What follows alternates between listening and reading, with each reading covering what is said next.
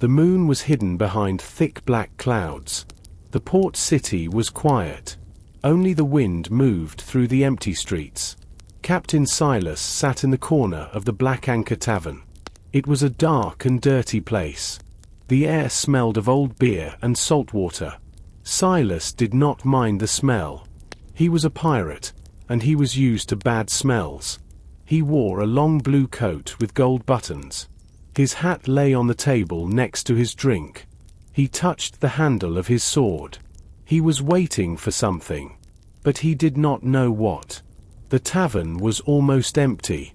The owner cleaned a glass behind the bar. A few men slept on benches near the wall.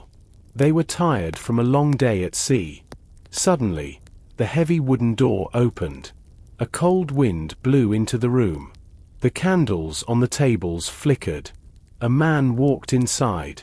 He was very old and thin. His clothes were wet from the ocean spray. He looked around the room with wild eyes. He seemed very afraid. The old man saw Silas in the corner. He walked quickly to the captain's table. Silas watched him carefully. The pirate did not move, but his hand stayed on his sword. The old man sat down opposite Silas. His hands were shaking. "Are you Captain Silas?" the old man asked in a whisper. His voice was dry and weak. Silas nodded his head slowly. "I am," Silas answered. "Who are you?" The old man did not answer the question.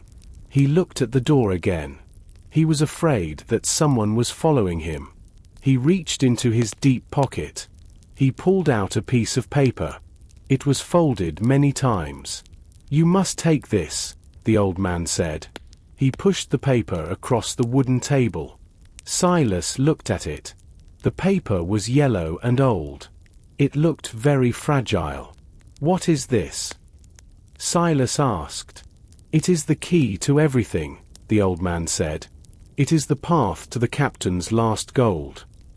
Silas raised an eyebrow. Every sailor knew the stories about that gold. But no one believed them. "Why give it to me?" Silas asked. "Because you are the only one who can find it," the man said. "And because they are coming for me." "Who is coming?" Silas asked. The old man stood up quickly. He looked terrified. "The shadows," he said. "Keep it safe." The old man turned and ran out of the tavern. He moved very fast for an old man. The door closed with a heavy thud. Silas was alone again. He picked up the paper. He unfolded it carefully. It was a drawing of a coastline and some mountains. But the paper was torn down the middle. It was only half of a map. Silas smiled. This was the beginning of a new adventure. Silas walked out of the tavern and into the cool night air. The streets were dark and wet. Mist moved over the ground like a ghost. He pulled his coat tight around his body. He walked quickly toward the harbor. He could smell the salt and the fish. It was a familiar smell. It was the smell of home. Soon, he saw the tall masts of the ships. They reached up into the black sky. Hundreds of ropes hung from the wood. The ships moved gently in the water. Silas walked past many small fishing boats. Finally, he stopped. In front of him was his ship, the Sea Wolf. It was a large and strong ship. It had 3 tall masts and 20 cannons. The wood was dark and polished. It looked powerful, even while it was sleeping. Silas walked up the wooden plank to the deck. A man was standing guard near the wheel. It was old Tom. "Good evening, Captain," Tom said quietly. Silas nodded. "Good evening, Tom. Is everything quiet?" "Yes, Captain. Very quiet," Tom answered. Silas walked across the deck to his cabin. He opened the heavy door. Inside, the room was warm. A lantern burned on a large table. The table was covered with charts and compasses. A woman stood near the window. She was looking at a map on the wall. This was Elena. She was the ship's navigator. She was tall and had sharp, intelligent eyes. She heard the door and turned around. "You are late, Silas," she said seriously. "I found something interesting," Silas said with a smile. He walked to the table. He took the folded yellow paper from his pocket. He placed it on top of a map of the Caribbean. Elena looked at the paper. She did not touch it at first. She leaned closer. Her eyes grew wide. "This paper is very old," she said. "Where did you get this?" "An old sailor gave it to me," Silas explained. "He was very afraid." Elena picked up a magnifying glass. She looked at the ink on the paper. She looked at the shape of the coastline in the drawing. She stayed silent for a long time. Silas waited patiently. He poured himself a glass of water. Finally, Elena looked up. Her face was pale. "Do you know what this is?" she asked. "It is half a treasure map," Silas said. "Yes," Elena replied. "But it is not just any map. I recognize this coastline. See this mountain shaped like a tooth?" She pointed to a mark on the paper. "This is the coast of the Devil's Throat. It is a very dangerous place." Silas laughed softly. "Danger means gold, Elena." Elena shook her head. "This is only the left side of the map, Silas. We need the right side to find the exact spot." "Then we will find the right side," Silas said firmly. "Prepare the charts, Elena. We have work to do." The next morning, the sun rose over the harbor. The sky was a bright and clear blue. The sea sparkled under the morning light. Silas stood on the deck of the Sea Wolf with Elena. They looked at the empty ship. "We cannot go alone," Silas said. He looked at the heavy sails. "We need strong men to pull the ropes. And we need a full crew to manage the cannons." Elena nodded her head. "We specifically need a good cook and a doctor," she said. "The journey will be long and hard. If men get sick or hungry, they will not work." Silas agreed. They left the ship and walked into the busy city. The market was very loud. People shouted to sell fresh fish, fruit, and cloth. The smell of spices hung in the air. Silas looked through the crowd for a strong man. He stopped in front of a butcher's stall. A very big man stood there. He held a large metal knife. He was cutting a huge piece of meat. His arms were thick like tree trunks. He had a bald head and a friendly face. Silas walked up to him. "Good morning," Silas said. "What is your name?" The big man looked down at the captain. "I am Barrett," he said. His voice was deep and loud. "Can you cook?" Silas asked. "I make the best stew in the port," Barrett answered proudly. "And can you fight?" Silas asked. Barrett put down the knife. He picked up a heavy barrel of water with just one hand. He lifted it easily. He smiled. "I can fight," he said. "Good," Silas said. "Pack your things. You are the new cook for the Sea Wolf." Barrett nodded and took off his apron. Next, they needed a doctor. They walked to a quiet street away from the noise. There was a small shop with dried herbs in the window. Inside, a thin man was reading a thick book. He wore round glasses. The shop smelled of clean medicine and mint. "Are you Dr. Aries?" Elena asked. The man closed his book gently. He stood up. He was tall and looked very calm. "I am," he said politely. "How can I help you?" "We have a job for you," Silas said. "It is a dangerous voyage. We need a surgeon." Dr. Aries looked around his small, dusty shop. He looked at the boring rows of bottles. "I am tired of this city," Dr. Aries said softly. "I want to see the world. I want to discover new plants." He picked up a leather bag. He filled it with bandages, sharp tools, and glass bottles. "I am ready," the doctor said. Silas smiled. He had a strong cook and a smart doctor. The crew was coming together well. They walked back to the port with their new recruits. The ship was waiting, but they did not know that someone was watching them. A man in a red coat stood in the shadows of an alley. He watched Silas and his new crew carefully. Then he turned and walked away to tell his master. Silas and his new crew members stood on the dock. They were loading supplies onto the ship. Barrett carried heavy sacks of potatoes. Dr. Aries carefully organized his medicine box. Suddenly, the crowd on the dock became quiet. The noise of the market stopped. People moved to the side to make a path. A carriage pulled by 2 white horses arrived. It stopped right in front of the Sea Wolf. The door opened. A man stepped out. He was tall and wore a very expensive red velvet coat. He wore a white wig and shiny black boots. It was Governor Cross. He was the most powerful man in the city. He walked slowly towards Silas. His face was cold and hard. He held a cane with a silver handle. Silas stopped working. He stood tall and crossed his arms over his chest. He looked the governor in the eye. "Captain Silas," the governor said. His voice was smooth but dangerous. "I hear you are planning a trip." "The sea is free for everyone, Governor," Silas replied calmly. Cross laughed. It was not a nice laugh. "The sea belongs to the king," Cross said. "And in this city, I am the king's voice." He stepped closer to Silas. The air felt heavy between them. "I know about the old man, Silas. I know about the piece of paper he gave you."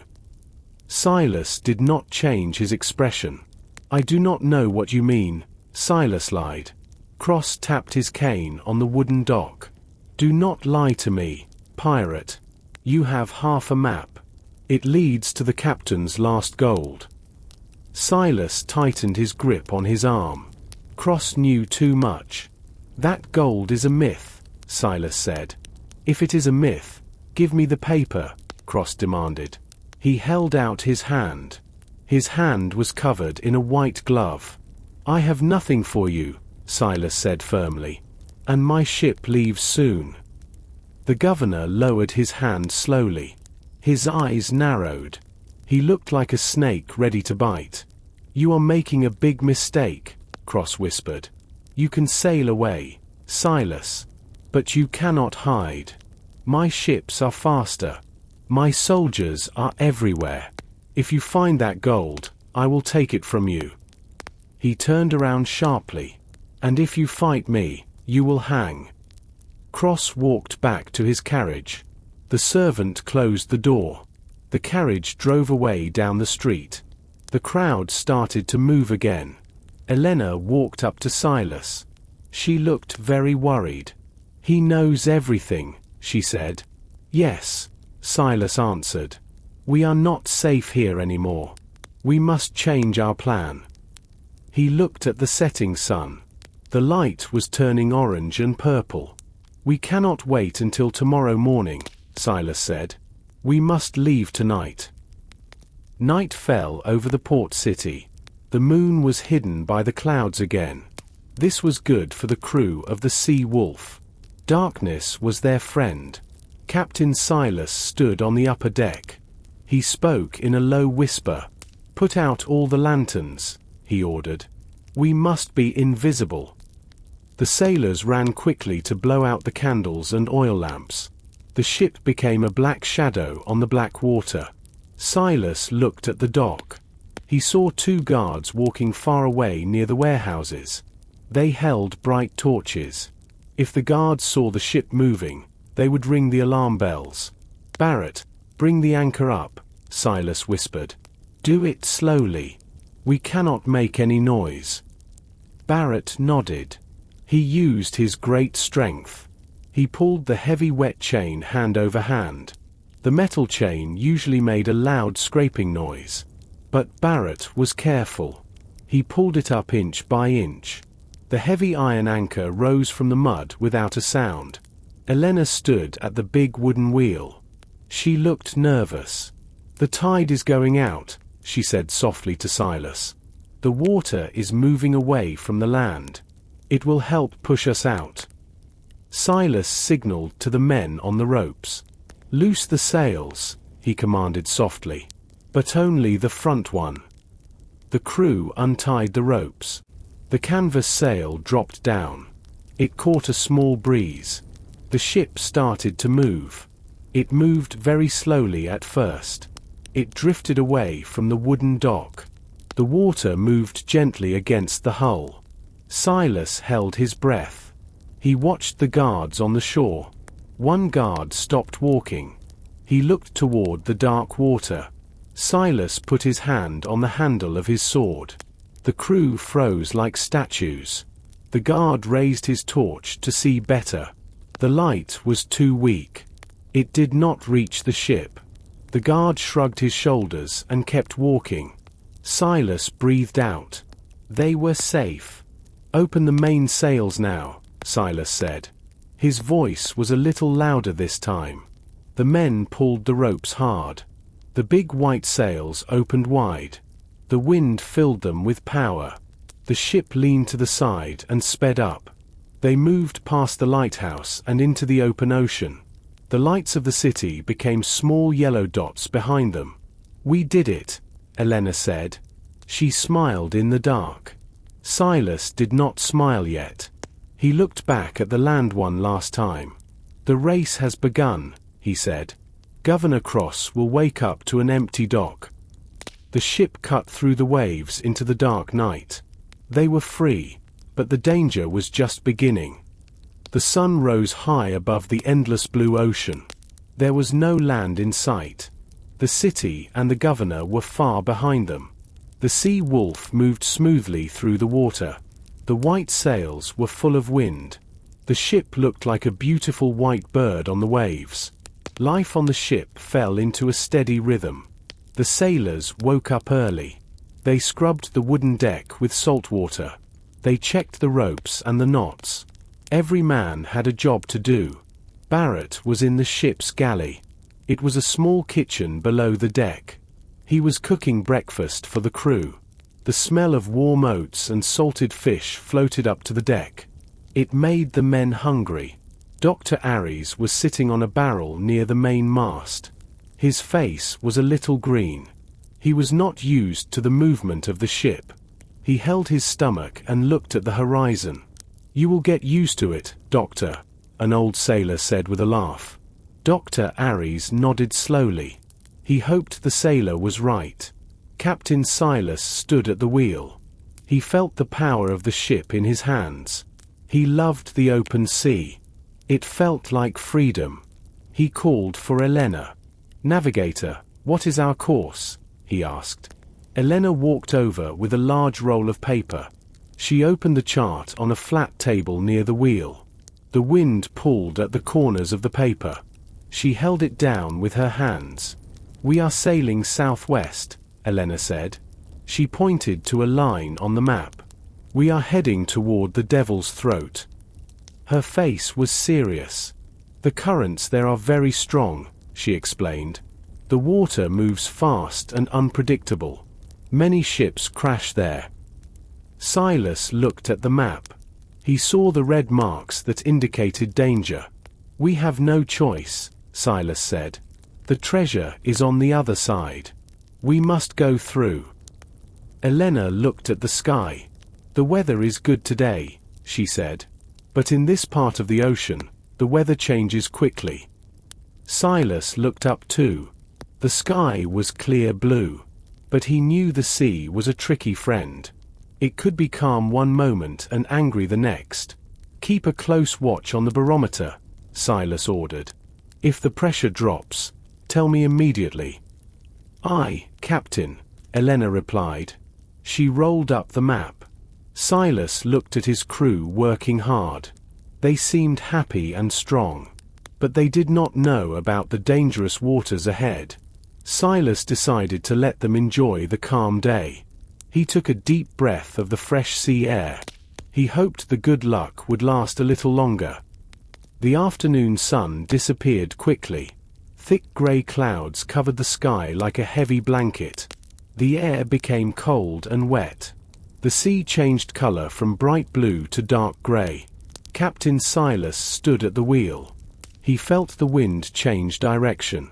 It pushed against the ship much harder than before. The calm waves turned into angry peaks. "Elena!"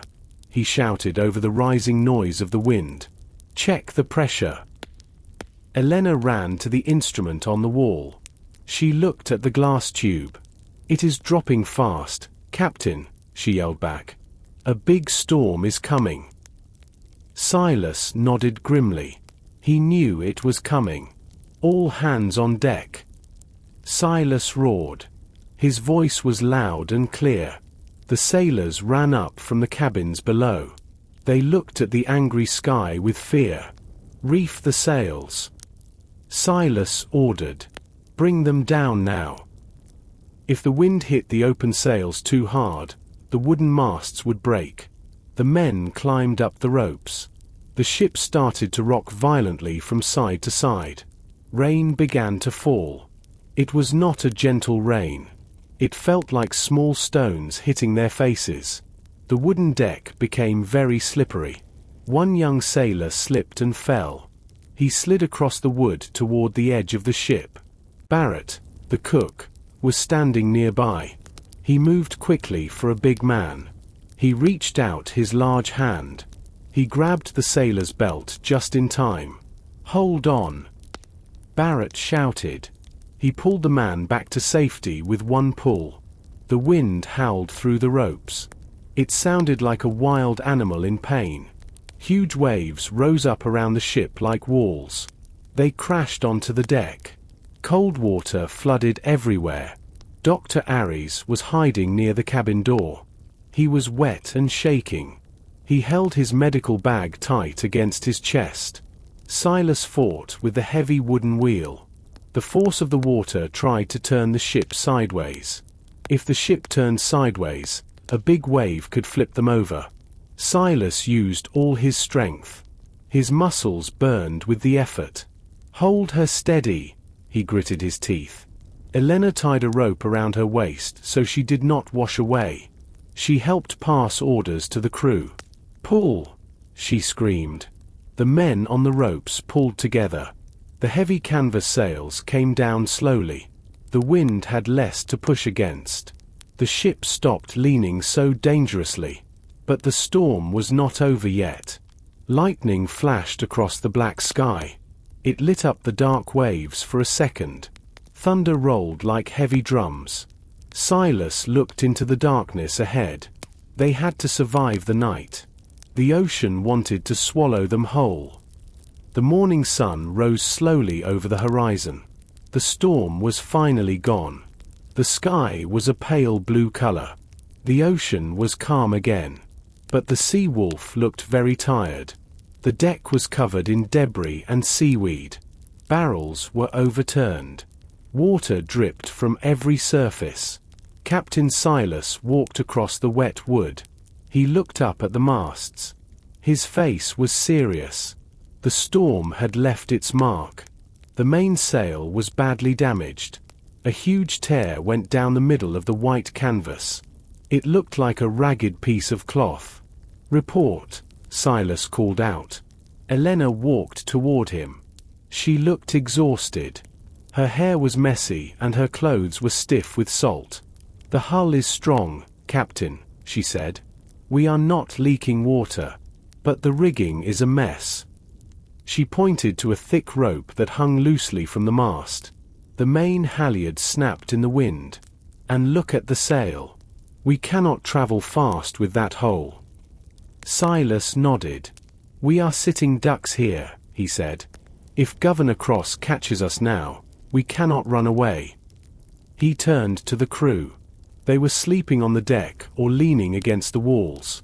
They were tired from fighting the storm all night. "Up! Everyone up!" Silas shouted. "We have work to do." The men groaned, but they stood up. "Lower the mainsail." Silas ordered.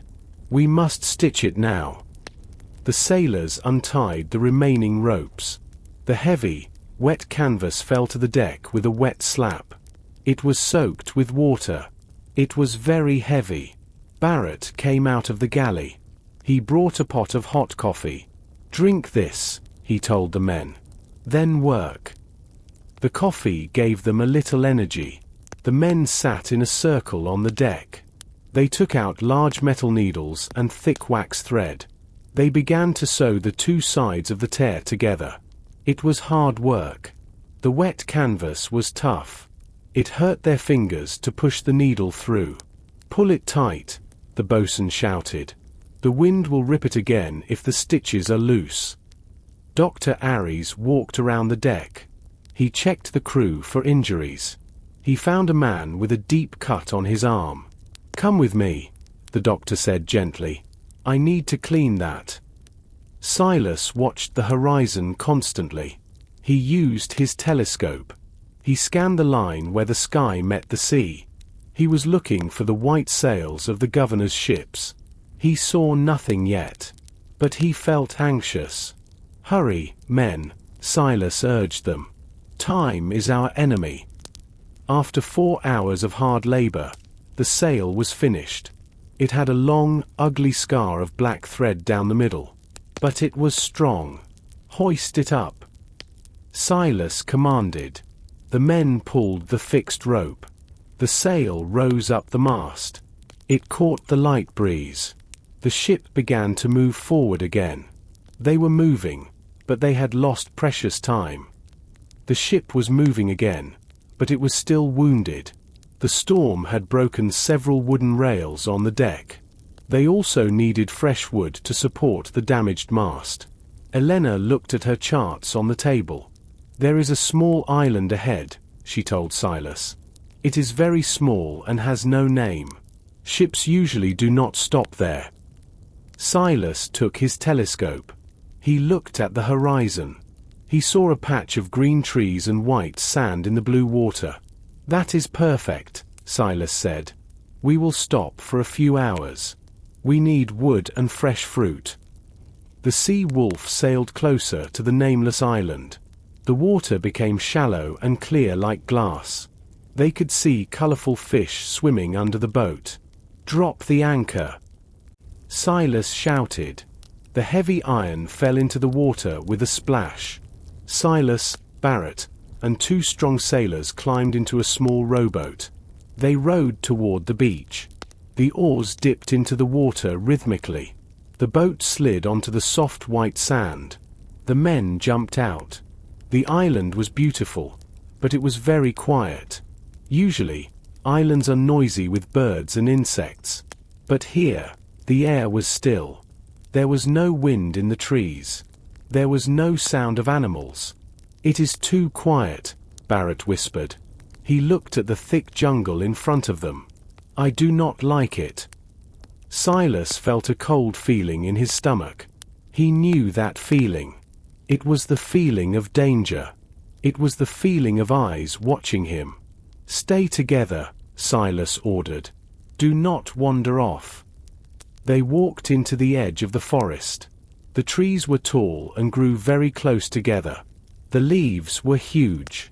The light from the sun could barely reach the ground. "Find some straight, strong branches," Silas told the sailors.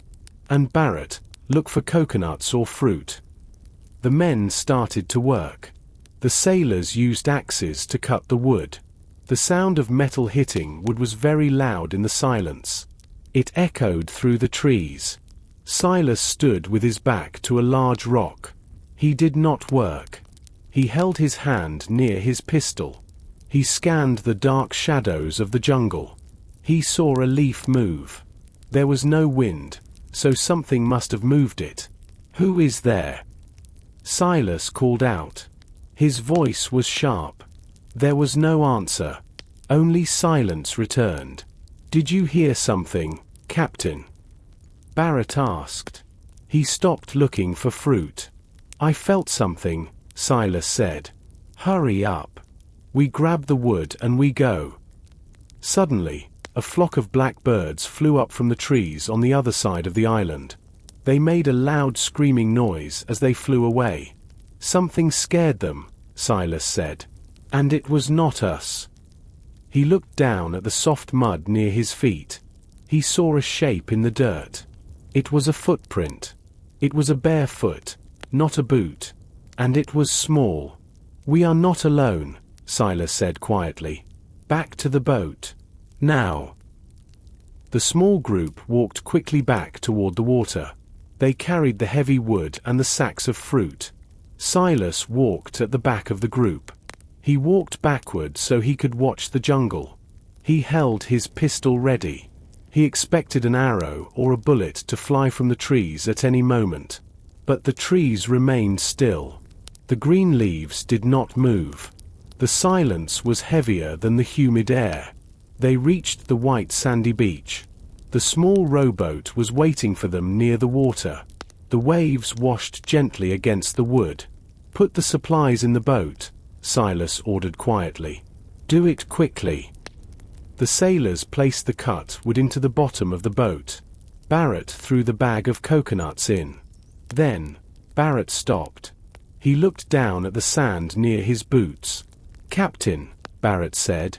His voice was low and serious. Look at this. Silas turned around. He walked to where Barrett stood. Lying in the sand was a green glass bottle. It was broken in half. The edges were sharp and jagged. It smelled of strong rum. This bottle is not old, Silas said. He touched the glass. It is still wet with alcohol. Someone drank this very recently. Barrett pointed to a flat area of wet sand next to the bottle. There were words written in the sand with a stick or a finger. The letters were large and angry. The tide was coming in. The ocean water was starting to erase the bottom of the letters. Silas read the message out loud. Turn back or die. The sailors looked at each other with fear. Their eyes were wide. Is it the governor? One sailor asked. Silas shook his head. No, Silas said. The governor writes on paper with a quill. This is the mark of a pirate. Silas looked at the handwriting closely. He recognized the sharp angles of the letters. It is Captain Vane, Silas whispered. I know his writing. Captain Vane was a notoriously cruel pirate. He was known for burning ships and leaving no survivors. He must be ahead of us, Silas said. He knows we are coming. He left this message for me. Silas kicked the sand. He erased the angry words with his boot. Get in the boat, he commanded. Row like the devil is chasing you. The men jumped into the rowboat. They pushed it off the sand. They grabbed the oars and pulled with all their strength. The boat cut through the water toward the sea wolf. Silas did not look back at the island. He looked at the horizon. The ocean suddenly felt very crowded. They had the governor behind them and Captain Vane ahead of them. They were trapped in the middle. They climbed up the side of the sea wolf. Elena met them at the rail. What happened? She asked. She saw the pale faces of the crew. We have competition, Silas said grimly. Captain Vane is hunting for the gold too. Elena's face turned hard. Then we must be faster, she said. Silas nodded. Raise the anchor, he shouted. Full sail ahead. The sea wolf sailed away from the silent island. The crew was nervous. They worked in silence. Everyone looked at the sea with worry. Captain Silas stood on the quarterdeck. He held his brass telescope in his hand. It was his most important tool. He called it his spyglass. The sun was high in the sky. The light was very bright on the water. It hurt his eyes to look for too long. But Silas did not stop. He knew their enemies were close. He lifted the heavy spyglass to his eye again. He closed his other eye. He slowly moved the glass from left to right. He saw only blue water and white waves. He moved it again. Suddenly, he stopped. There was a small dark spot on the line where the sky met the sea. It looked like a fly on a blue wall. Silas focused the lens. He turned the small metal ring to make the image clear.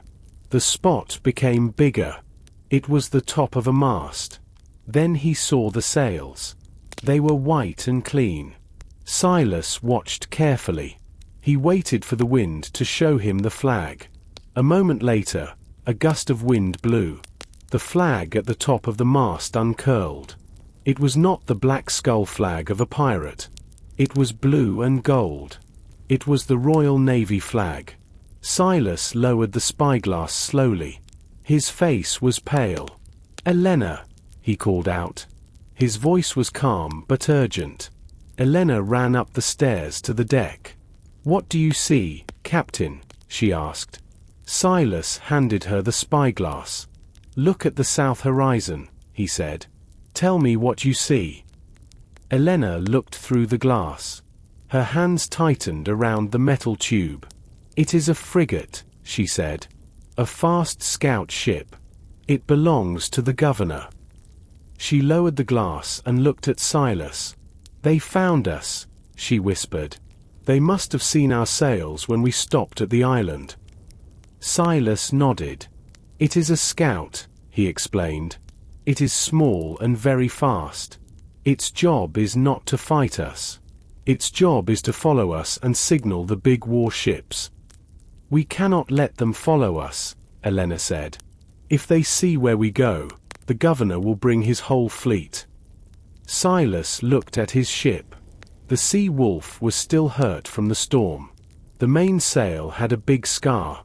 They were not at full speed. "We have a problem," Silas said. "That scout ship is lighter than us.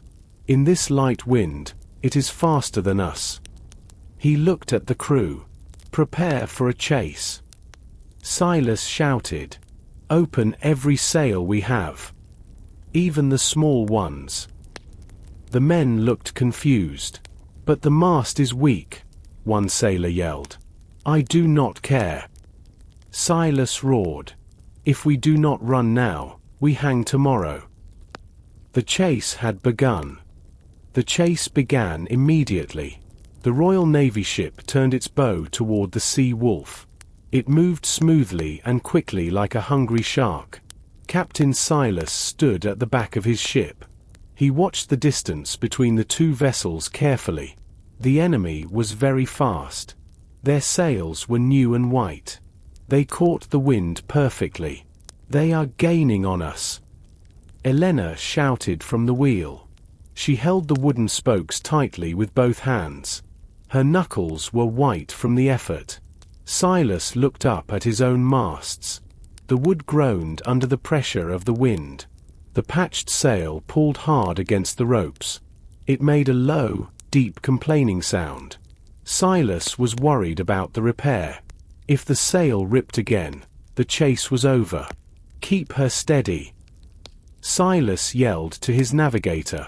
"Do not let the wind hit us from the side." The crew ran back and forth across the deck. They were sweating in the heat. Barrett pulled on a heavy rope with two other men. His face was red with effort. "Pull," he grunted. The rope tightened. The ship leaned forward and cut through the waves. Water sprayed over the rail. It soaked the men and the deck. The ship vibrated with speed. It felt like a living animal trying to escape a hunter. Dr. Aries stood near the stairs. He looked back at the enemy ship. He could see the small figures of soldiers on the deck. They were wearing red coats. They were preparing a cannon at the front of their ship. "Captain!" Dr. Aries called out in alarm. "They are loading the guns." Silas shook his head calmly. "They are too far away," Silas said.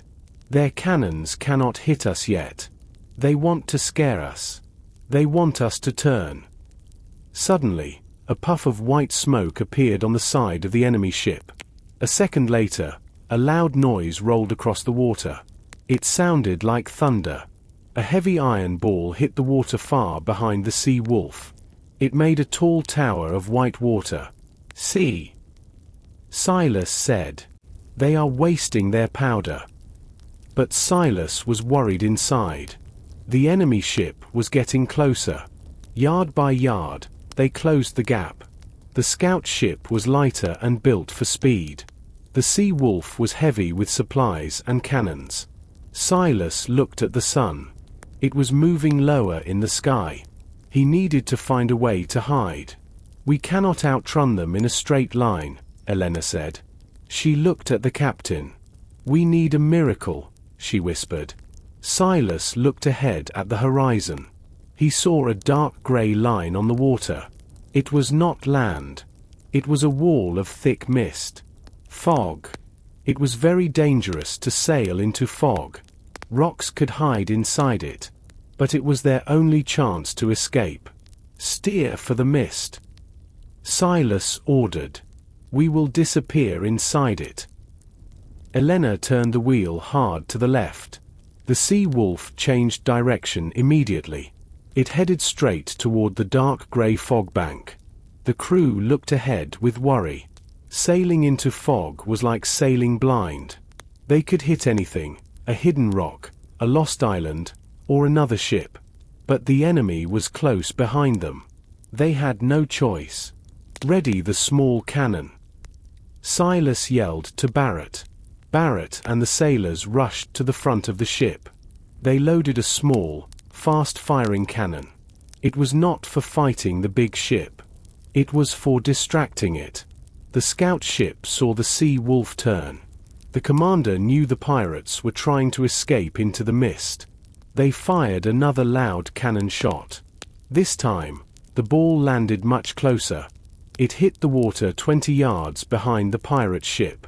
The water exploded upward. The spray reached the back of the Sea Wolf. It was getting too close. "Fire!" Silas commanded Barrett. Barrett lit the fuse. The small cannon made a sharp, fast sound.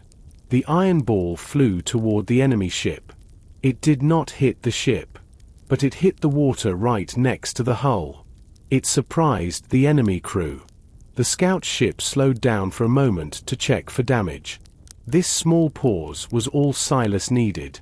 The fog was very close now. It looked like a heavy white curtain hanging over the sea. The air temperature dropped suddenly.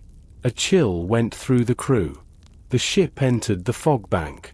The world changed instantly. Everything became white and blurry.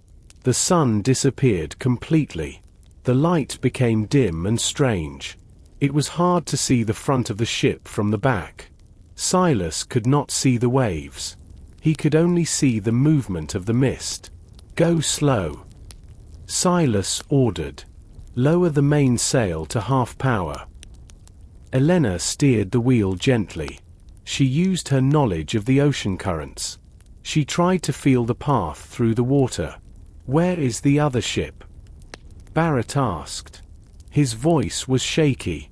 He looked around at the thick white air. "We cannot see them," Silas replied. "But they cannot see us either. That is the whole point." But the silence was heavy. It felt like the sea was holding its breath. They had escaped the eyes of the enemy. But they were now trapped inside a white, silent maze. Silas knew that sailing fast in the fog was foolish. It was too dangerous. They had to slow down. They had to rely on the luck of the open water. He hoped the enemy would keep sailing fast and miss them completely. Or worse, hit something hidden in the mist. The white mist was like a thick wall. It covered everything. The men on the deck looked like grey ghosts. Their clothes were damp with the moisture in the air. Water dripped from the ropes onto the wood. It was the only sound in the world. Captain Silas raised his hand high. He signaled for total silence. He knew that sound traveled very far over water. Even a cough could kill them now. The crew understood the danger instantly. They stood frozen in their places like statues. Barrett held a heavy rope in his hands. He did not move a muscle. Even his breathing was slow and quiet. Dr. Aries sat on a wooden crate near the mast. He held his breath until his face turned red. He was terrified. The ship moved very slowly forward. The wind was weak inside the dense fog bank. Elena held the wheel steady. She prayed that the wood would not creak. Suddenly, Silas heard a noise. It came from the left side of the ship. It was a rhythmic splashing sound. It was the sound of a ship cutting through the waves. Silas turned his head slowly. He squinted his eyes to see through the white air. A large, dark shape appeared in the mist. It was huge and grey. It looked like a sea monster rising from the deep. But it was not a monster. It was the governor's scout ship. It was less than 50 yards away. The pirates could clearly hear the voices of the soldiers on the enemy deck. "I see nothing but white air," a man shouted. His voice was frustrated. "Keep looking," an officer replied angrily. "They cannot vanish into thin air. They must be here somewhere." The dark shadow of the enemy ship glided past them. It was so close that Silas could see the details of their railings. He saw the red coats of the soldiers. If one soldier looked down to the right, the game was over. Silas did not breathe. His hand touched the handle of his pistol.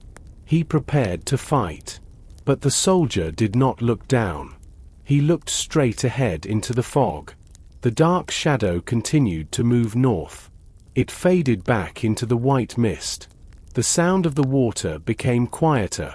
Then, it was gone. The enemy had missed them. Silas let out a long breath. He looked at Elena. She closed her eyes for a second. She was relieved. "That was too close," she whispered. "They are hunting us blindly." Silas nodded. "We must stay here," he said softly. "We cannot move until the fog lifts. If we move, we might run into them again." The crew sat down on the wet deck. They were safe for now. But they were trapped in a white prison. They waited in silence for hours. The fog was cold and lonely. It felt like the world had ended. The white fog finally disappeared. But a new enemy arrived. It was the sun. For 3 days, the sky was perfectly clear. There were no clouds to hide the sun. It burned down on the ship like a huge fire. The wooden deck became so hot that the men could not walk on it without boots. The air was thick and heavy. The Sea Wolf was far away from the governor's ships now. They were safe from cannons, but they were not safe from nature. Barrett walked up to the quarterdeck. He looked very tired. His large face was covered in sweat. He held a small wooden cup in his hand. It was empty. "Captain," Barrett said. His voice was rough and dry like sandpaper. "We have a serious problem." Silas stopped looking at the map. He looked at Barrett. "Is it the food?" Silas asked. "No," Barrett said. "We have plenty of dried meat and potatoes. It is the water." Silas felt a cold chill, even in the heat. Water was life at sea. A man could live without food for weeks. But without water, he would die in days. "Show me," Silas ordered. They walked down the stairs into the dark belly of the ship. The air down there was hot and smelled of old wood. There were 5 large barrels lined up against the wall. Barrett tapped the first one with his knuckles. It made a hollow, empty sound. "Empty," Barrett said. He tapped the second and third ones. They were also empty. During the storm, sea water got into the 4th barrel, Barrett explained. "It is salty. We cannot drink it." He pointed to the last barrel. "This is all we have left." Silas looked inside. The water level was very low. There was only enough for 2 days, maybe 3. "Ration it immediately," Silas commanded. "1 small cup per man per day. No more." They went back up to the deck. Silas looked at his crew. The men were sitting in the narrow shade of the sails. They did not move much. Their lips were cracked and white. Their eyes were dull. Dr. Aries was trying to help a young sailor. The boy was dizzy from the heat. He lay on the boards with his eyes closed. "Here," Silas said. He took his own flask of water from his belt. He gave it to the doctor. "Give him a sip." But only a sip. The doctor nodded gratefully. The crew watched the endless blue ocean. It was cruel. There was water everywhere around them. But it was poison. If they drank the seawater, they would go mad and die. They needed rain. They needed a miracle from the sky. Silas looked up at the blue heavens. The sun glared back at him. "Send us a cloud," he whispered. "Please." The sun began to go down on the fourth day. The heat was still terrible. Silas walked around the deck slowly. The men were too weak to talk. They lay in the shadows of the sails. Even Barrett looked small and tired. He sat on a barrel with his head in his hands. The ship was silent. There was no wind to move the sails. There was no energy to work. Suddenly, a shadow crossed the deck. It was not the night coming. Silas stopped walking. He looked up. A large, dark cloud covered the sun. It was heavy and gray. It looked like a bruise on the sky. "Look up." Silas croaked. His throat was very dry. The men lifted their heads slowly. They saw the gray cloud. Hope came back into their eyes. A single drop of water hit Silas's cheek. It felt cold and wonderful. Another drop hit his hand. Then, the sky opened. The rain did not fall gently. It fell in heavy sheets. "Rain!" a sailor shouted. His voice cracked with emotion. The men jumped up. They forgot their weakness. They ran into the open space. They opened their mouths to catch the drops. They let the water wash over their faces. It was the sweetest taste in the world.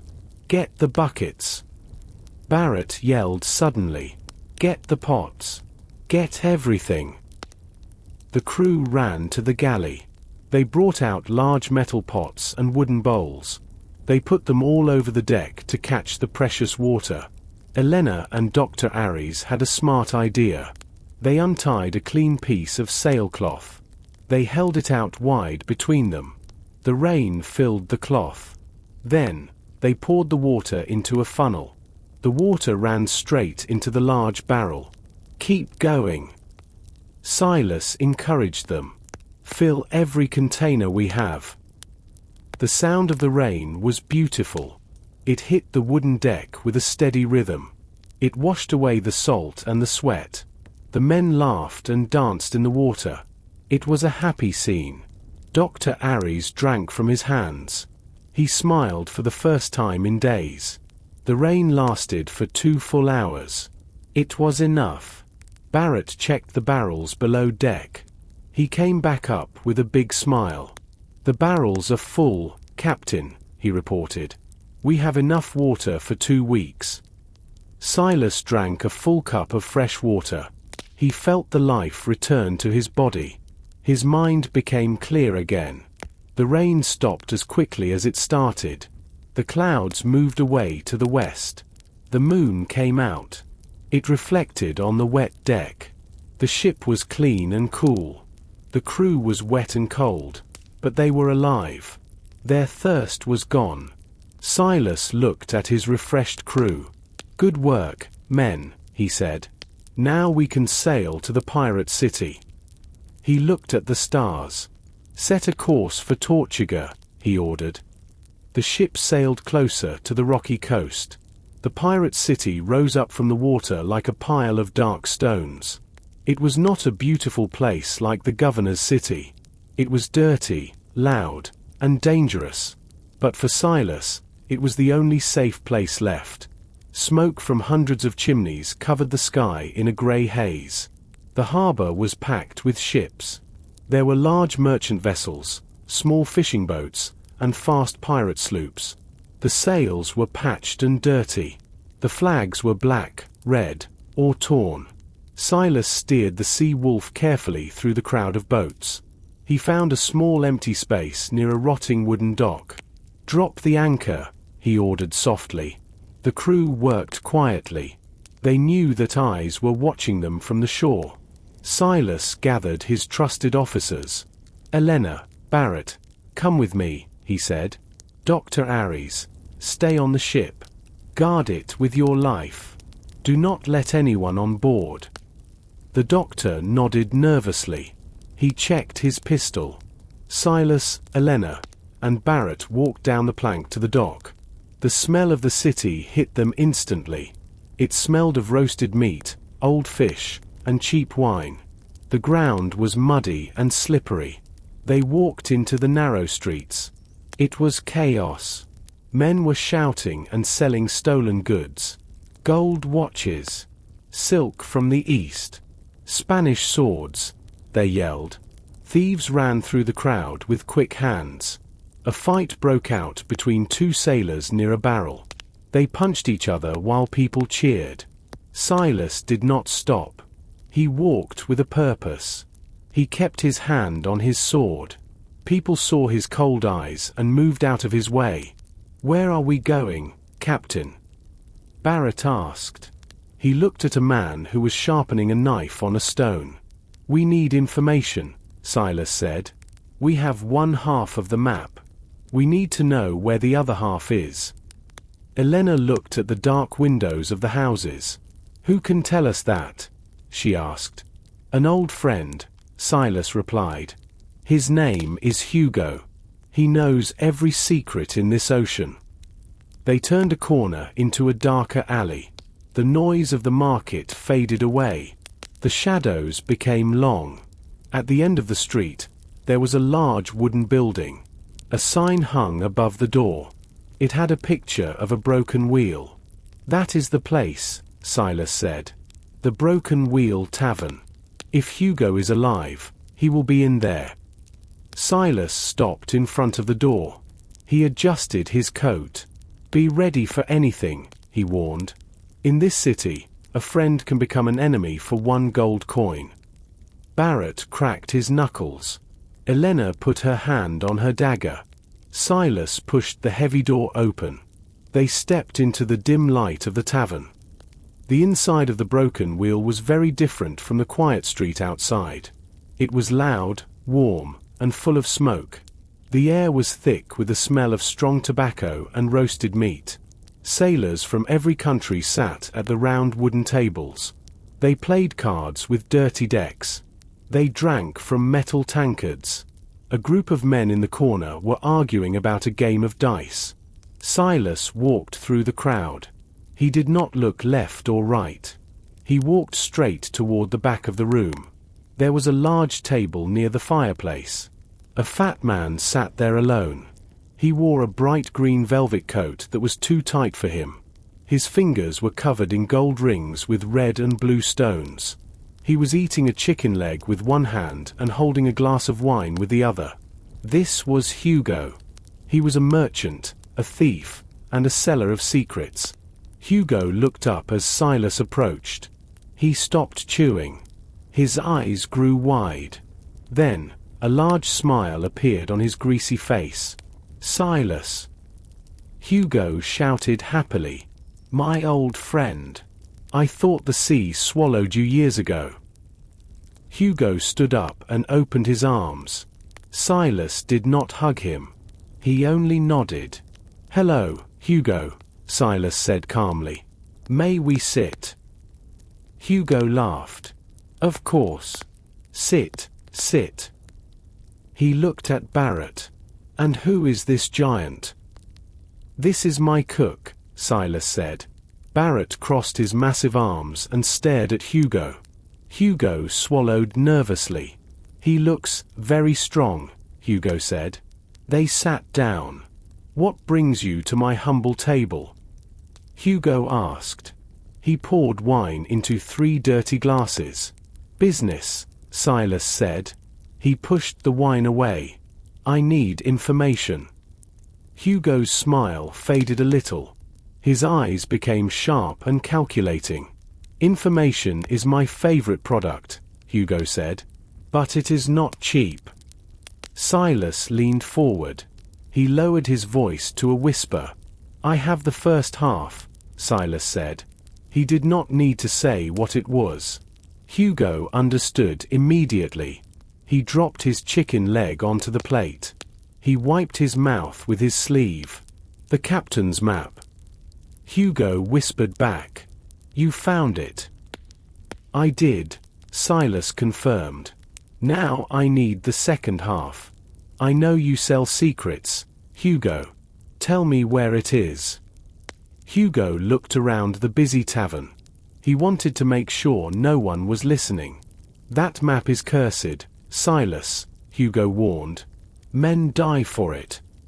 I am not afraid of curses, Silas said. Tell me. Hugo tapped his fingers on the table. The rings clicked against the wood. The second half was not buried, Hugo explained. The second captain was a clever man. He hid the location in a code. He wrote it inside a book. Do you have this book? Elena asked. Hugo smiled greedily. I might, he said. For a price. Silas took a heavy leather bag from his belt. He dropped it on the table. It landed with a heavy, dull sound. Hugo opened the bag and saw the gold coins. He grinned. A pleasure doing business with you, Captain, Hugo said. Hugo counted the gold coins quickly. He smiled at the shining yellow metal. He put the heavy bag inside his large green coat. Then, he reached under his wooden chair. He pulled out a small leather box. He unlocked it with a tiny silver key. Inside the box was a book. It was small and black. The cover was worn and scratched. Here it is, Hugo whispered. He slid the book across the sticky table. Elena picked it up gently. She opened the first page. It is just a book of old sea songs, she said. She looked confused. How can this help us? Look closer, Hugo said with a wink. The captain loved puzzles. He did not write the location plainly. Elena turned the pages. She saw small numbers written in faint pencil at the bottom of some pages. She looked at the text of the songs. She took out a piece of paper and a charcoal stick from her pocket. It is a cipher, she said excitedly. The page number tells me which line to read. The number at the bottom tells me which word to pick. She started to work fast. Her eyes moved back and forth between the book and her paper. Silas turned his chair around. He faced the room. He did not trust the other people in the tavern. The door opened again. A group of 4 soldiers walked in. They wore the governor's uniform. They sat near the door and ordered drinks. Silas lowered his hat to hide his face. Hurry, Elena, Silas whispered. We are not safe here. Elena ignored the noise around her. She focused only on the book. She counted the words carefully. She wrote down word after word on her paper. West. Past. The. Serpent. I have it, she said suddenly. Her voice was low and intense. Silas turned back to her. Read it, he said. Elena read the message she had written.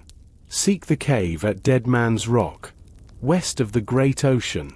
Enter at low tide. Hugo nodded his head. Dead Man's Rock, he said seriously. It is a terrible place. Sharp stones. Heavy fog. Many ships crash there. But the treasure is there, Silas said. He stood up. He put the small book in his pocket. Thank you, Hugo, Silas said. We are leaving now.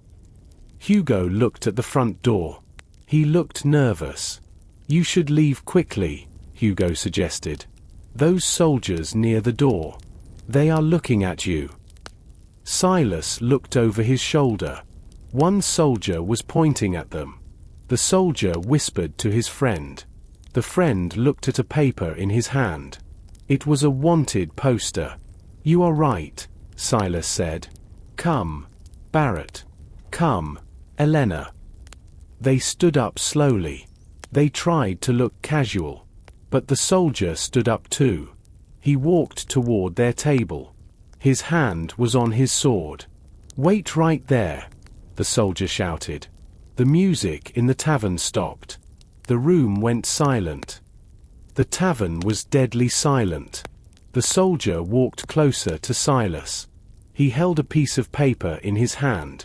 It was a drawing of Silas's face. "You are Captain Silas," the soldier said loud enough for everyone to hear. "You are under arrest by order of Governor Cross." Silas smiled coldly. "You are mistaken," Silas said calmly. "My name is Smith." The soldier laughed. "Do not lie to me, pirate. Grab him." The soldier pulled his sword from his belt. The metal blade scraped against the leather sheath. Silas was faster. He kicked the heavy wooden table hard. The table flipped over. It hit the soldier in the legs. The soldier fell backward with a shout of pain. "Run!" Silas yelled to Elena and Barrett. But the other three soldiers blocked the main exit. They drew their weapons. "Get them!" the leader screamed from the floor. Barrett stepped forward. He looked huge next to the small soldiers.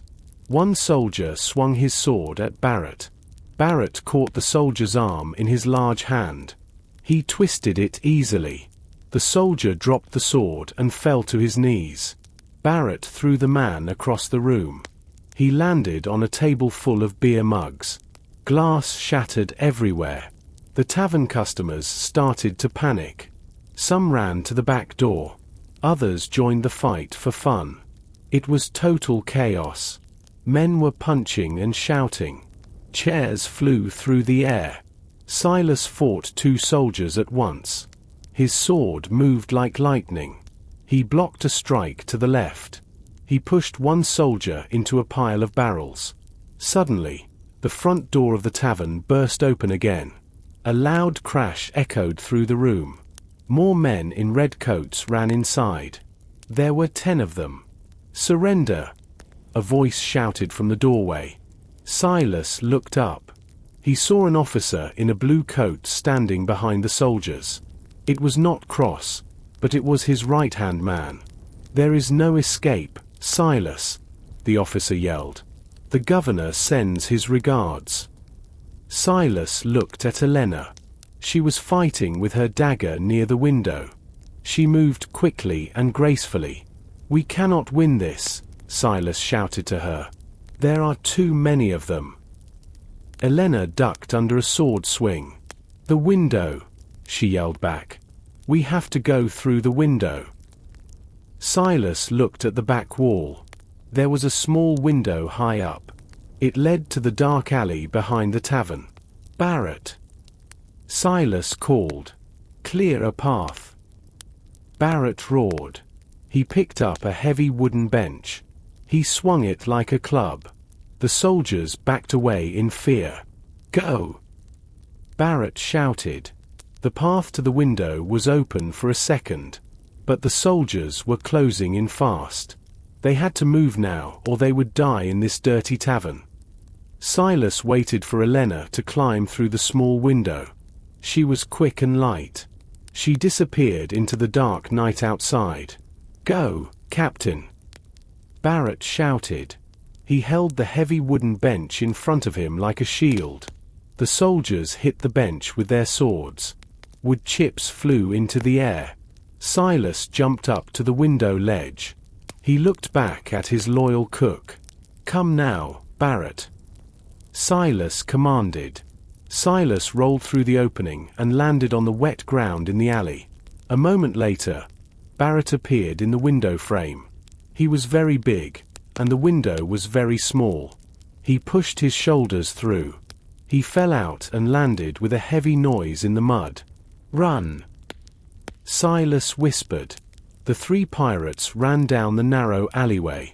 The ground was slippery with trash and mud. Behind them, they heard the angry voices of the soldiers. "They are coming out the back," a soldier shouted.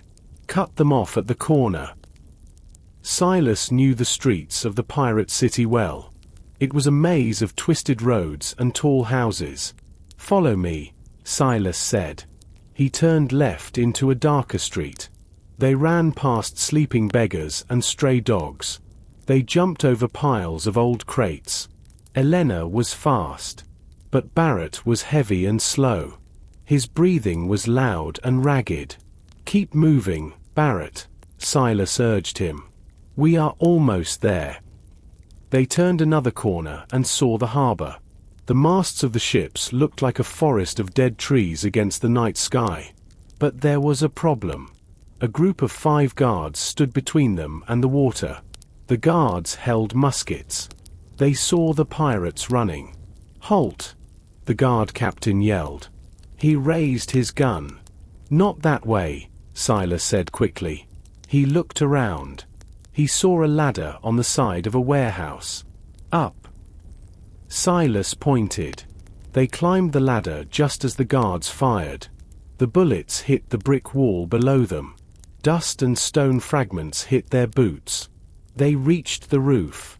They ran across the wooden tiles. It was dangerous. One slip meant a long fall. They reached the edge of the roof. Below them was the wooden dock. The sea wolf was only 50 yards away. "We have to jump," Silas said. He looked at the distance. It was a high drop to the pier. "Aim for the pile of fishing nets," he told them. Elena jumped first. She landed softly on the smelly nets. Silas jumped next. Barrett hesitated for a second. Then he jumped too. He landed hard. He groaned in pain. "My ankle," Barrett said. But he stood up. "I can run." They limped toward their ship. The soldiers on the street saw them. "There they are." The chase was not over yet. The soldiers ran toward the dock. Silas waved his arms at the ship. "Ares!" he screamed. "Prepare to sail." The 3 pirates ran along the long wooden dock. Barrett was limping badly. His ankle was swollen and painful. But he did not stop running. "Faster!" Silas shouted. He looked behind him. The soldiers were very close now. They were loading their long muskets while they ran. On the ship, Dr. Ares heard the noise. He ran to the railing. He saw his friends running for their lives. He saw the angry soldiers chasing them. Dr. Ares was a doctor, not a soldier. But he acted quickly. He grabbed a sharp axe from the wall. He ran to the thick ropes that tied the ship to the dock. "Get ready!" Ares yelled. Silas reached the ship first. He did not wait for the wooden plank. He jumped over the open water. He grabbed the wooden rail and pulled himself up. Elena jumped next.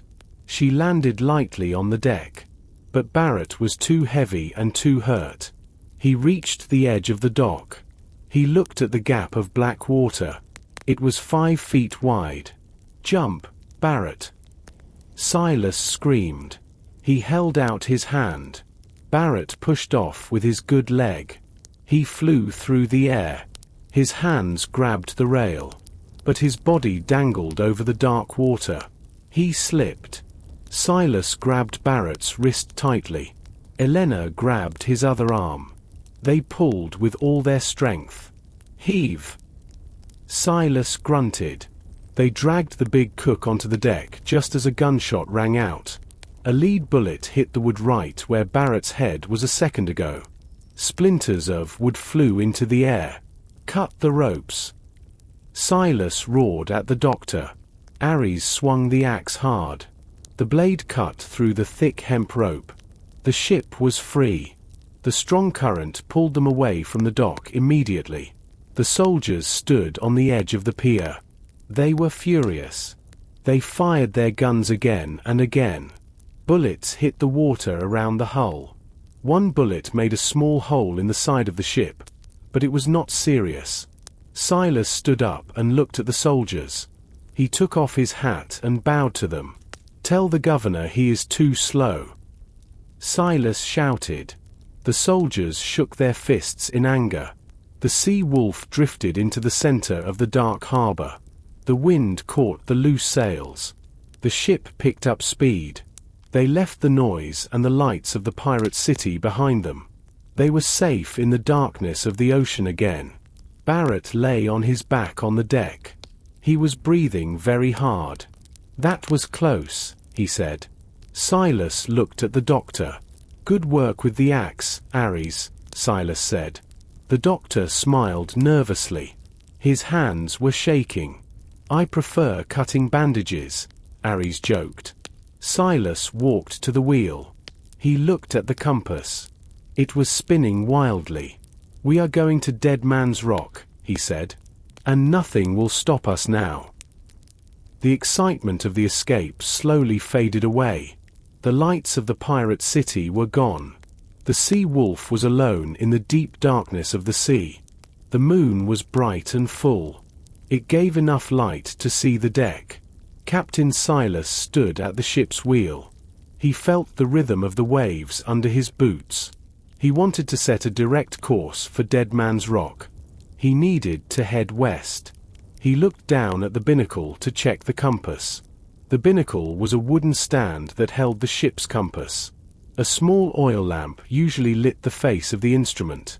But tonight, something was wrong. The glass cover of the compass was cracked. A long fracture ran across the surface. "Elena!" Silas called out sharply. Elena walked up the stairs to the quarterdeck. She wiped the sweat from her forehead. "What is it, Captain?" she asked. "Look at this," Silas pointed. Elena looked closely at the compass. The needle inside was usually steady. It always pointed north. But now, the needle was spinning in circles. It moved left, then right, then left again. It refused to settle on a direction. "It is broken," Elena said with a sigh.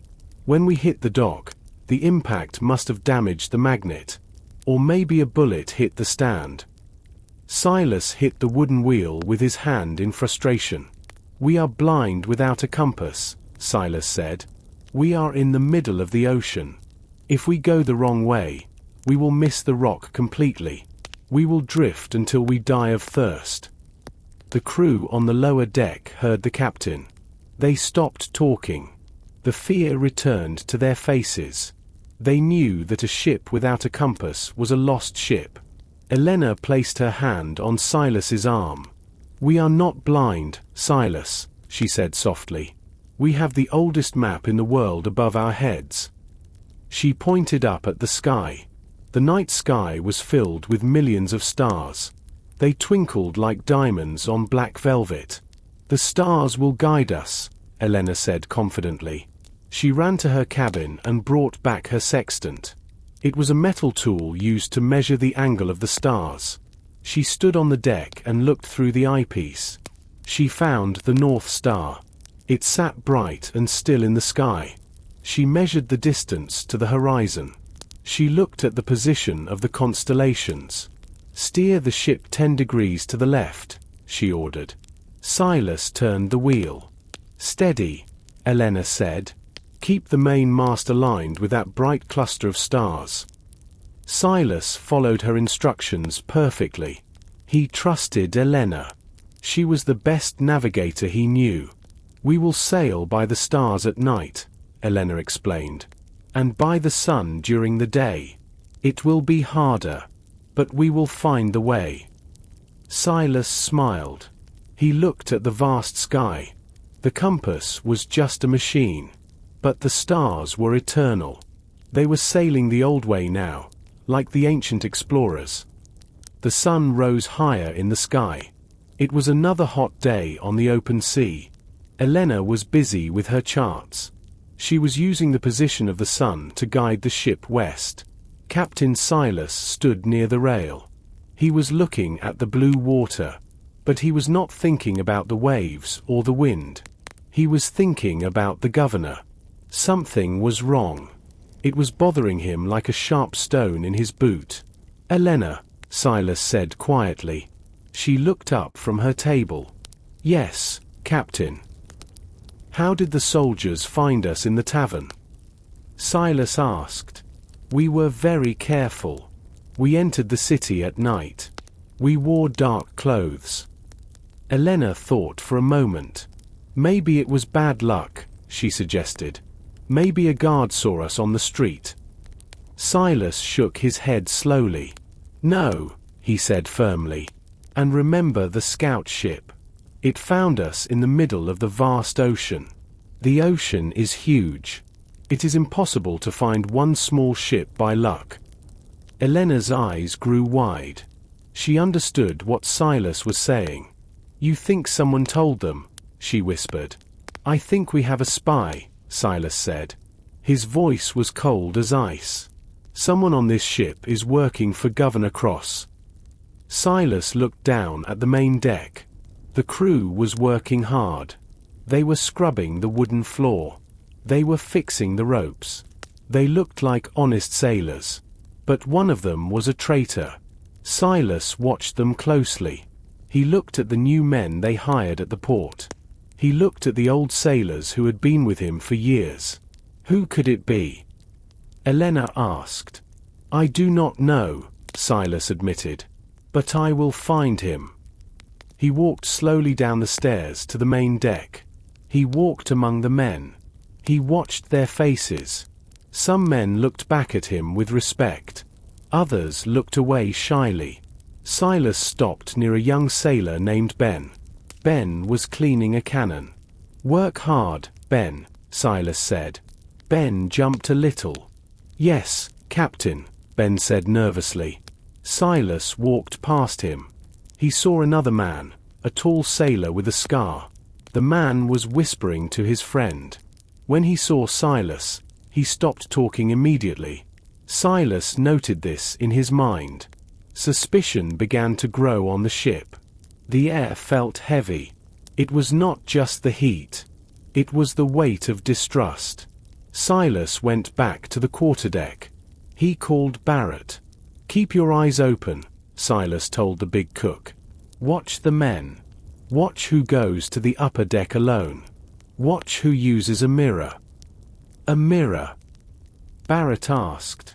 Yes, Silas said. To signal a passing ship. A flash of light can be seen for miles. Barrett nodded seriously.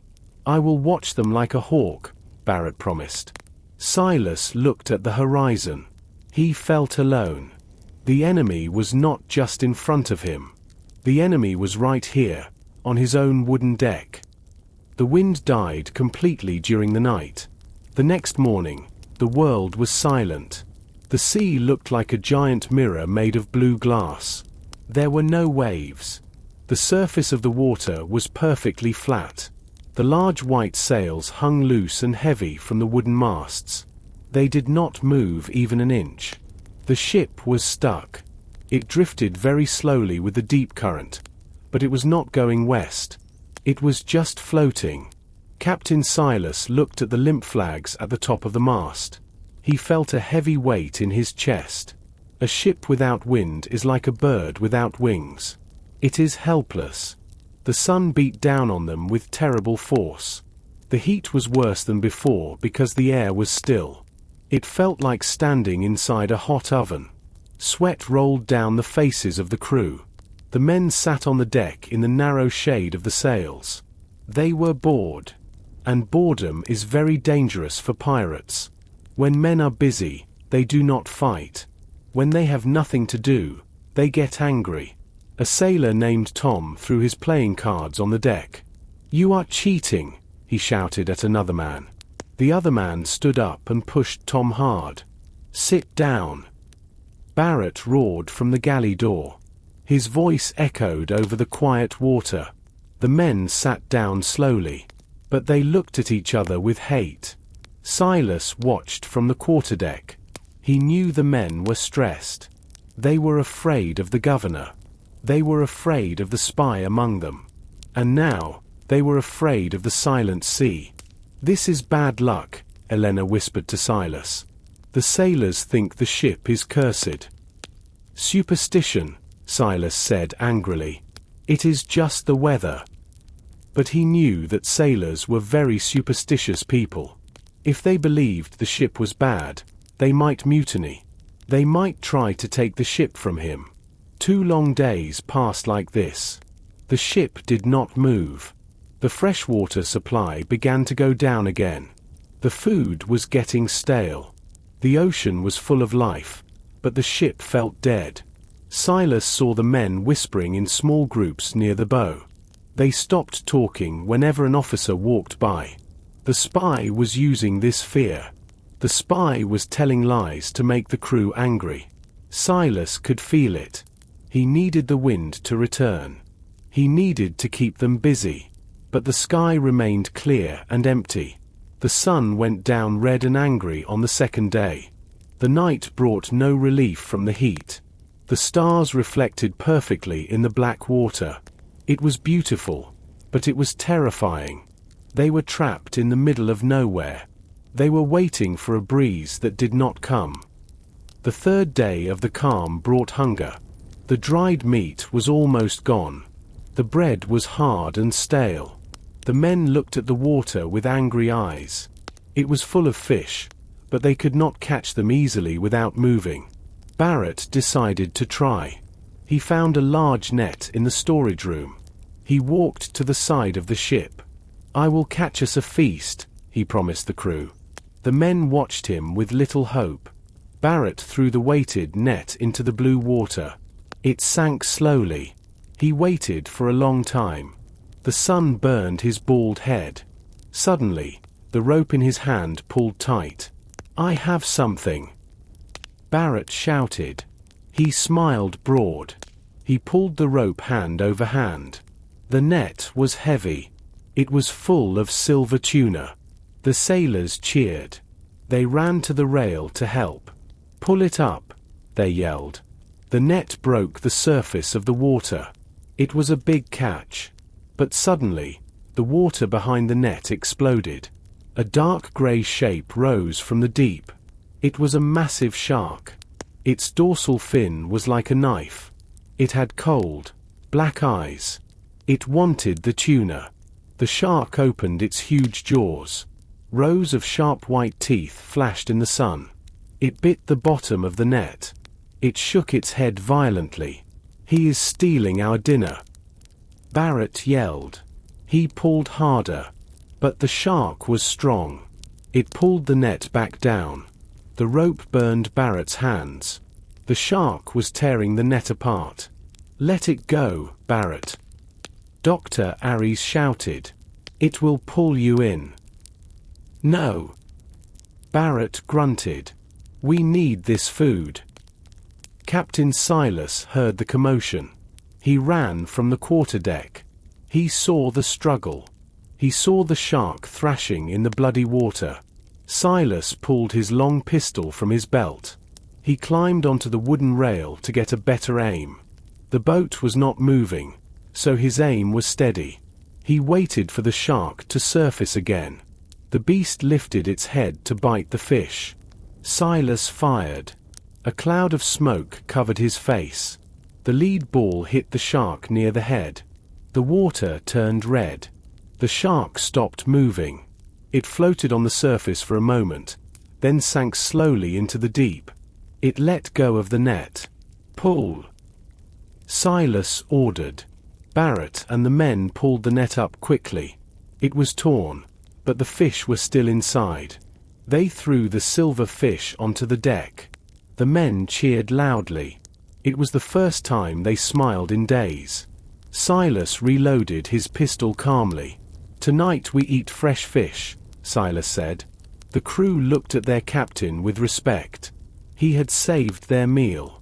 The shark attack broke the boredom. The mood on the ship improved. But Silas looked up at the sails. They were still limp. They had food, but they were still stuck. The feast of fresh tuna made the men happy for a few hours. Their stomachs were full and they slept deeply on the deck. But Captain Silas did not sleep. He stood at the wheel. He watched the stars. He waited. It was past midnight when he felt it. A soft touch on his cheek. It was cool and gentle. It was a breeze. Silas looked up at the sails. The white canvas moved slightly. Then, the ropes creaked. The wind was back.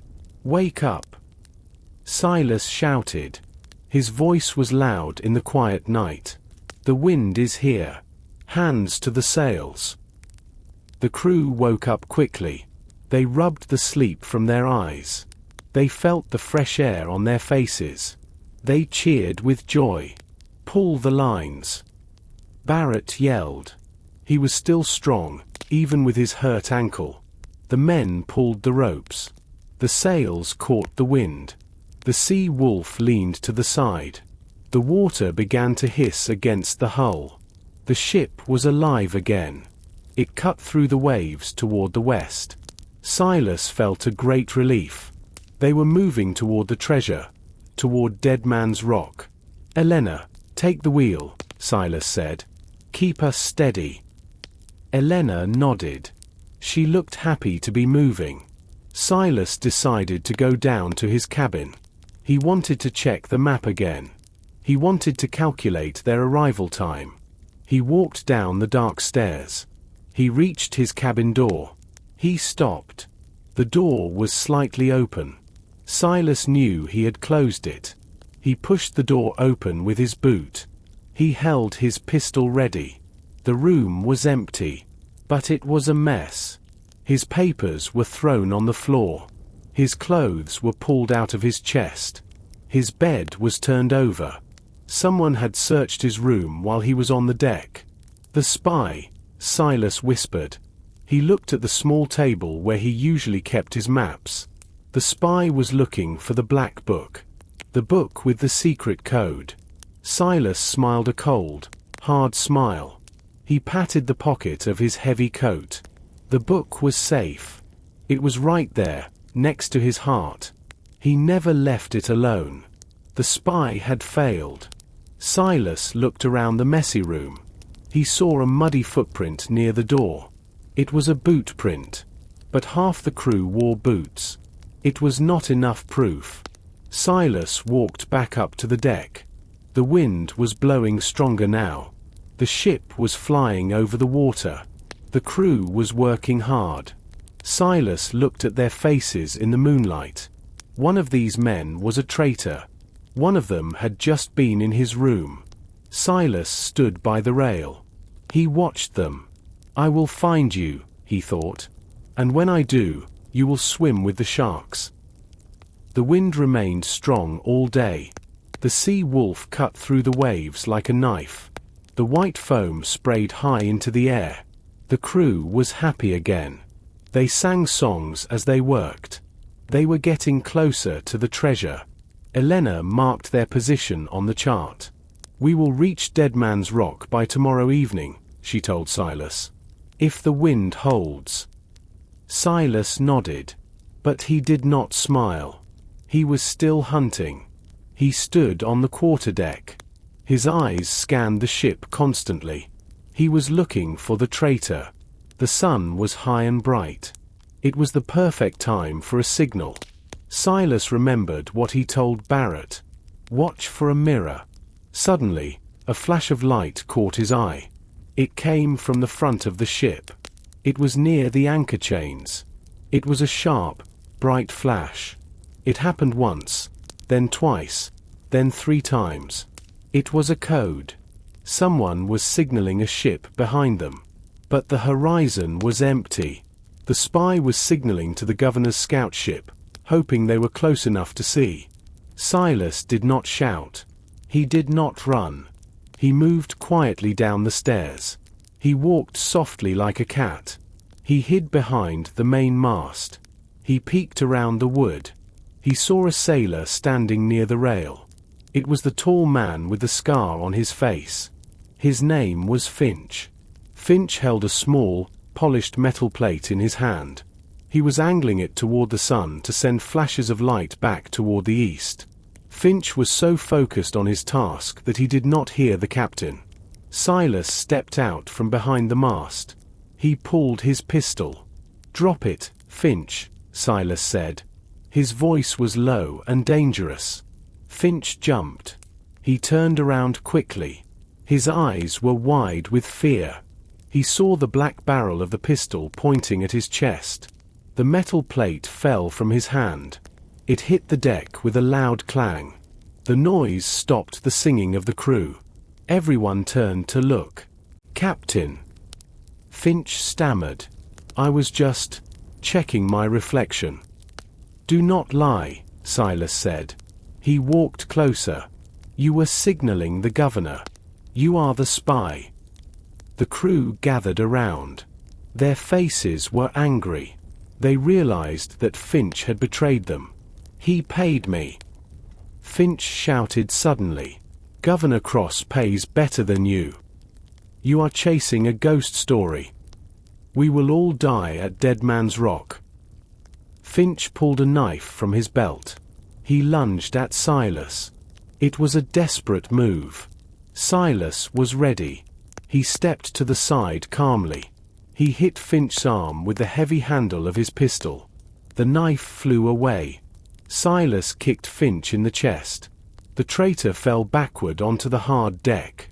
"Bind him," Silas ordered the crew. Two strong sailors grabbed Finch. They tied his hands with thick rope. "Throw him in the brig," Silas commanded. "We will deal with him later." Silas picked up the metal plate. He looked at the horizon behind them. It was empty, but he knew the governor was out there. And now, thanks to Finch, the enemy knew exactly where they were going. The sun was setting when the lookout man shouted from the top of the mast. "Land! Land ahead!" His voice blew away in the wind, but the crew heard him. Captain Silas ran to the front of the ship. He lifted his spyglass. Through the glass, he saw it. It was not a green island with palm trees. It was a massive, ugly stone rising out of the sea. It looked like a giant black skull floating on the water. The rocks were sharp and jagged. Huge waves crashed against the base of the stone. White foam sprayed high into the air. The sound of the crashing water was like thunder. "Dead Man's Rock," Silas whispered. "Hugo was right. It is a place of death." Elena stood next to him. She looked at the white water around the rock. "The currents here are very strong, Captain," she warned. "We cannot take the sea wolf any closer. If we hit those hidden rocks, the ship will sink in minutes." Silas nodded. "Drop the anchor here," he ordered. "We are close enough." The heavy chain rattled as the anchor fell into the deep water. The ship stopped, but it rocked heavily in the rough swell. Silas took out the black book. He read the code again. "Enter at low tide." He looked at the waterline on the rock. The wet marks on the stone showed that the water was going down. "The tide is dropping," Silas said. "We are just in time." He pointed to a dark shadow at the bottom of the rock cliff. It was a small opening. It was a cave mouth. As the water level went down, the cave entrance became bigger. "That is the door," Silas said. "The treasure is inside." He turned to his crew. "Lower the longboat," he commanded. "Barrett, Elena, you come with me. Bring lanterns, rope, and weapons." The sailors lowered the small wooden boat into the heaving sea. Barrett jumped in first to steady it. He had a pistol in his belt and a torch in his hand. Elena followed with a bag of tools. Silas climbed down last. He looked up at Dr. Aries. The doctor was leaning over the rail. "Keep a close watch, Doctor," Silas shouted over the noise of the waves. "Watch the horizon for the governor, and watch the prisoner in the brig." "I will, Captain," Aries promised. "Good luck." The three pirates began to row toward the black rock. The waves tried to push them back. The spray soaked their clothes. It was hard work. They had to row perfectly straight. If the waves pushed them into the sharp rocks, the small boat would smash into pieces. They moved closer to the dark mouth of the cave. The air coming from inside was cold and smelled of old seaweed. "Light the lanterns," Silas said. Barrett struck a flint. A small flame appeared. They drifted into the darkness of the earth. The small boat floated into the throat of the cave. The sunlight disappeared behind them. It was pitch black. Barrett held the lantern high. The yellow light danced on the wet walls. The ceiling was very high. Long spikes of stone hung down like teeth. "Watch your heads," Silas whispered. His voice echoed loudly.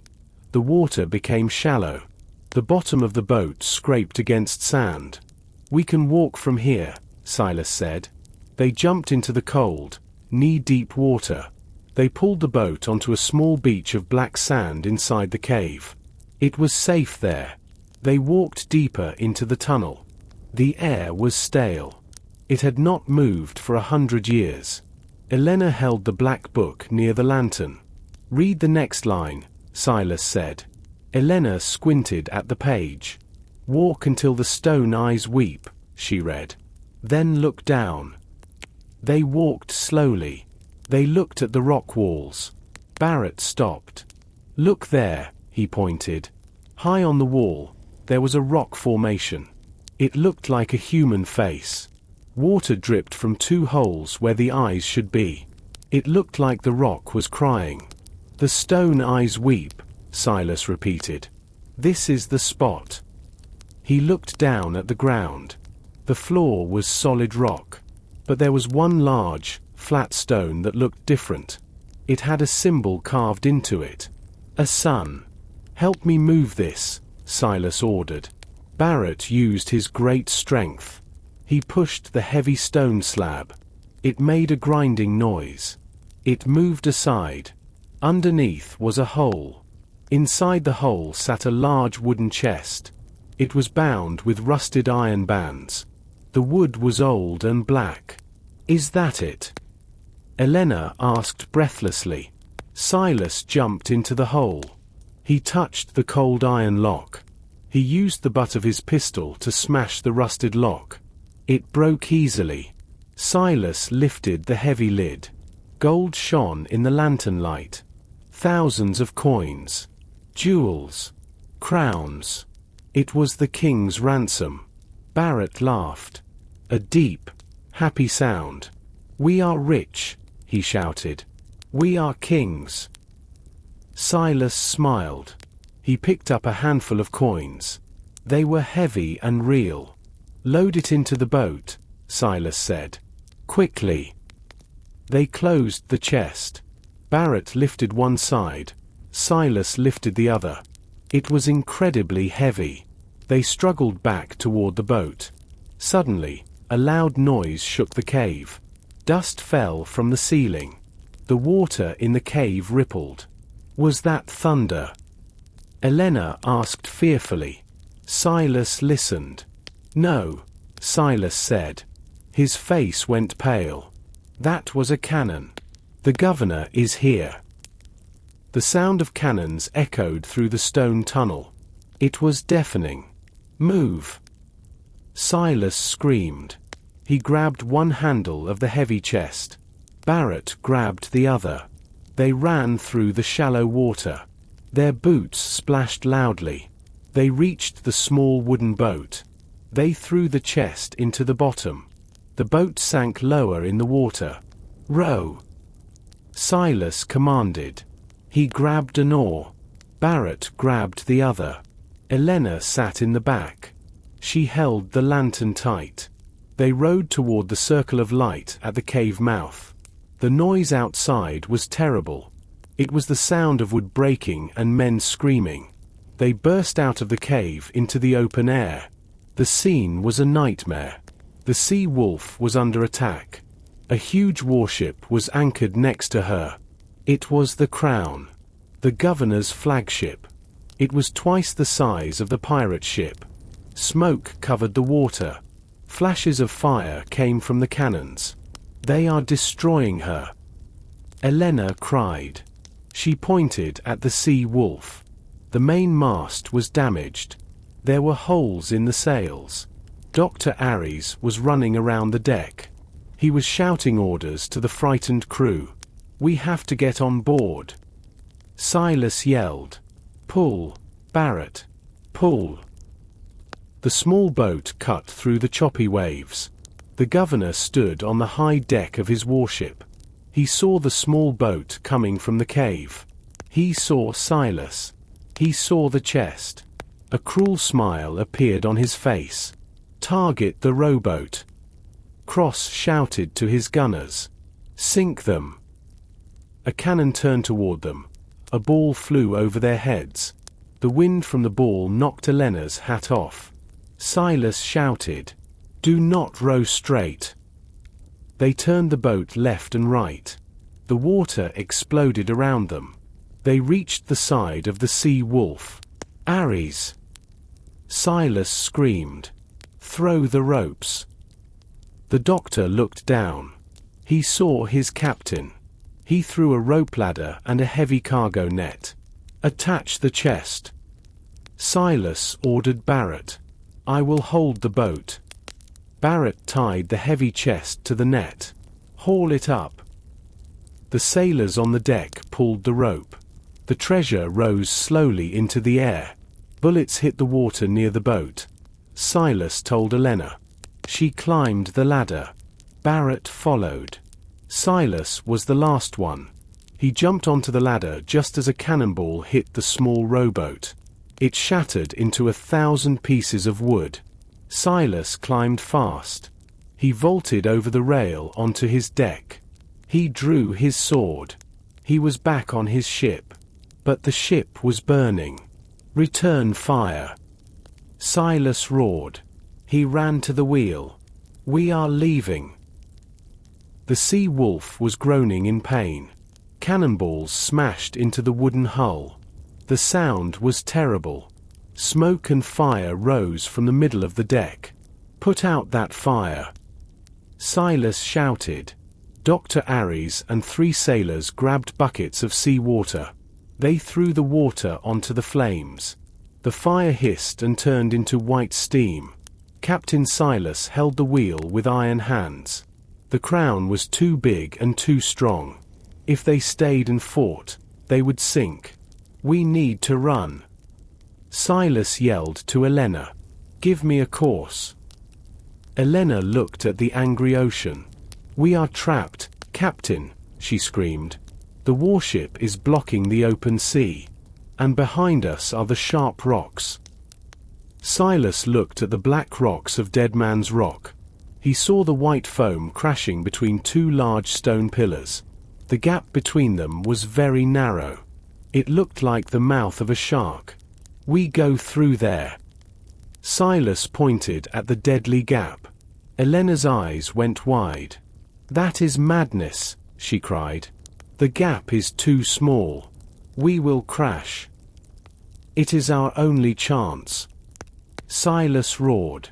"The warship is too fat to follow us there." He spun the wheel hard to the right. The ship leaned dangerously. The wooden masts complained loudly. The ship turned away from the open water. It headed straight for the wall of rock. Governor Cross stood on his deck. He watched the pirate ship turn toward the cliffs. He laughed. "They are killing themselves." Cross shouted, "Let them crash. Hold your fire." The soldiers on the warship stopped shooting. They watched in silence. They waited for the pirate ship to smash into the stone. The sea wolf surfed on a huge wave. It rushed toward the narrow opening. The rocks loomed high above them. They were close enough to touch. "Hold on!" Silas screamed. He closed his eyes for a second. He felt the spray of the water on his face. Scrape. The side of the ship scraped against the rock. The sound was like a scream. Sparks flew from the iron bolts. The ship shuddered violently. Barrett held the treasure chest so it would not slide away. Dr. Ares held onto the rail and prayed. Then, pop. The ship shot out the other side. They were through. They were in the open ocean on the other side of the island. The water here was dark and deep. We made it. Elena shouted. She was shaking. Silas looked back. He saw the crown on the other side of the rocks. The huge warship could not follow them. It was too wide. It had to turn around and sail the long way around the island. That would take an hour. We have a head start. Silas said. Full sail. Let's disappear. The crew cheered. They were alive. They had the gold. And they had beaten the governor again. But Silas looked at his ship. The side was scraped raw. There were holes in the deck. They were leaking water. Barrett, Silas said quietly, check the damage below. We are wounded. The joy of escape lasted only a few minutes. The reality of their situation hit them quickly. The sea wolf was moving, but she felt heavy and sluggish in the water. She did not cut through the waves like a sharp knife anymore. She pushed through them like a tired swimmer. Barrett came up from the lower deck. His boots made wet, squishing sounds. His face was grim. Report, Silas said. He did not look at Barrett. He kept his eyes on the horizon behind them, watching for the governor's sails. It is bad, Captain, Barrett said. The rock cut a long gash in the hull on the starboard side, jagged and deep. Water is pouring in faster than we can pump it out. Silas cursed under his breath. Show me, he ordered. He gave the wheel to Elena. Keep her moving west. Do not stop for anything. Silas followed Barrett down into the dark belly of the ship. The water was already up to their knees. It was cold and black. Sailors were working frantically at the pumps. The noise was rhythmic and desperate. Dr. Aries was there too. He was using a bucket to throw water out of a porthole. His fancy coat was ruined. We are losing the fight, Captain, the carpenter shouted. The hole is too big. Silas waded through the water to the wall. He saw the damage. The ocean was forcing its way inside with great pressure. We need to plug it now. Silas yelled. Get the spare sails. Get the hammocks. Get anything made of cloth. The crew ran to the sleeping quarters. They grabbed their own beds. They grabbed wool blankets. They brought them to the carpenter. Stuffed them into the crack. Silas commanded. Use the tar. It was brutal work. The men pushed the wet cloth into the jagged wood. The cold water fought back. It numbed their fingers. Silas worked alongside them. He used a heavy mallet to hammer wooden planks over the cloth. Push harder, he grunted. Slowly, the rush of water became a trickle. The flow slowed down. The patch is holding, the carpenter said. He wiped sweat and sea water from his eyes. But it is weak, Captain. If we hit big waves, it might burst open. Silas nodded. He was breathing hard. It just needs to hold until we reach safety, Silas said. Keep pumping. Get the water level down. He climbed back up to the fresh air. Elena looked at him with worry. Did you stop it? She asked. For now, Silas replied. But we are wounded. We cannot sail at full speed. If the governor catches us now, we cannot run. Elena looked back. The horizon was still empty, but they knew the crown was out there, hunting them. We are heavy, Silas noted. He looked at the massive treasure chest tied to the deck. It was filled with gold, but right now, it was just a heavy stone dragging them down to the ocean floor. We might have to make a choice, Silas whispered to himself. The gold, or our lives. The horizon was empty for an hour. Then, the white sails appeared again. The crown had sailed around the island. It was far behind, but it was moving fast. It looked like a white cloud chasing a wounded bird. Elena measured the distance with her eyes. They are moving at 8 knots, she said calmly. We are doing 5. She looked at Silas. They will catch us before sunset.